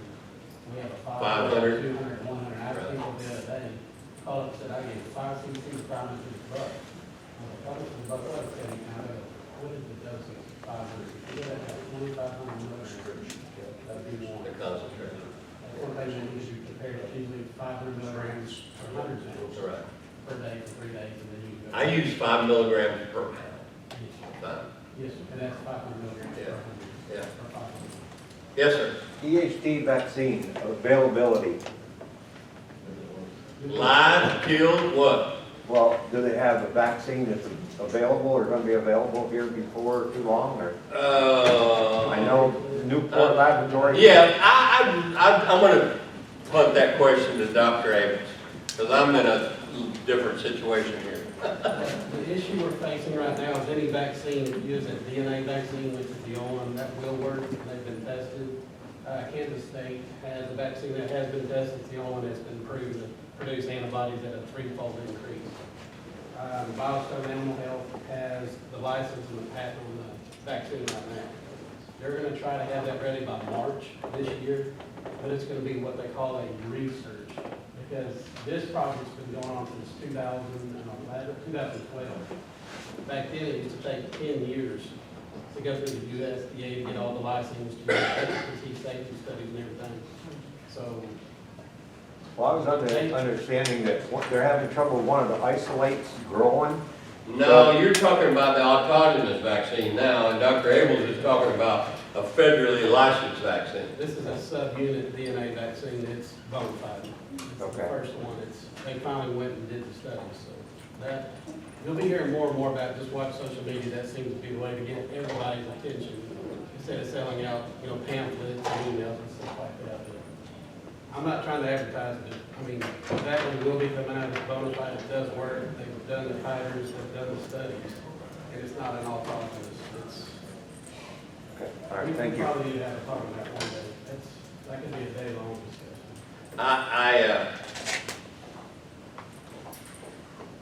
Autogenous vaccines have to follow certain rules, and they're way less strict than a federally licensed product. And they supposedly are supposed to come to your ranch or a contiguous ranch and isolate the bug. You write with your correct hand, sir.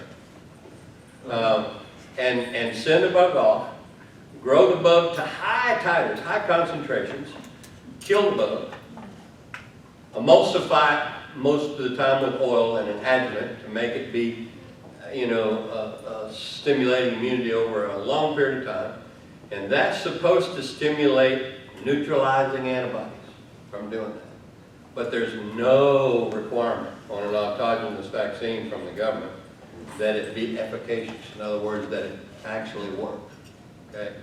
And 200 miles between ranches is not contiguous.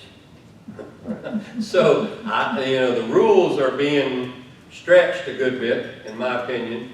And there was a Skunk Works project at Fort Dodge before they got sold off to Pfizer. And they had a modified live vaccine that was pretty smoky.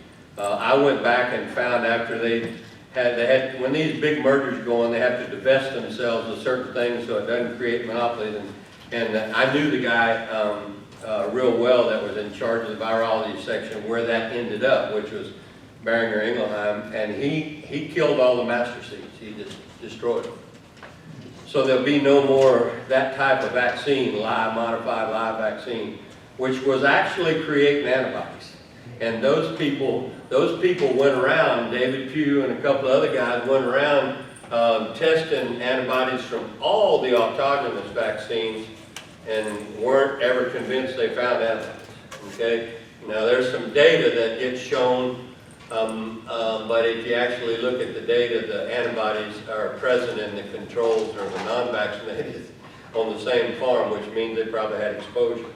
So the best way to fight a viral infection is to produce neutralizing antibodies to the virus, okay? And if you can't produce neutralizing antibodies to the virus in any kind of reasonable concentration, you're not going to be very effective. Anybody else? One time. Going once, going twice. Sold to America, the back of the All right. Thanks.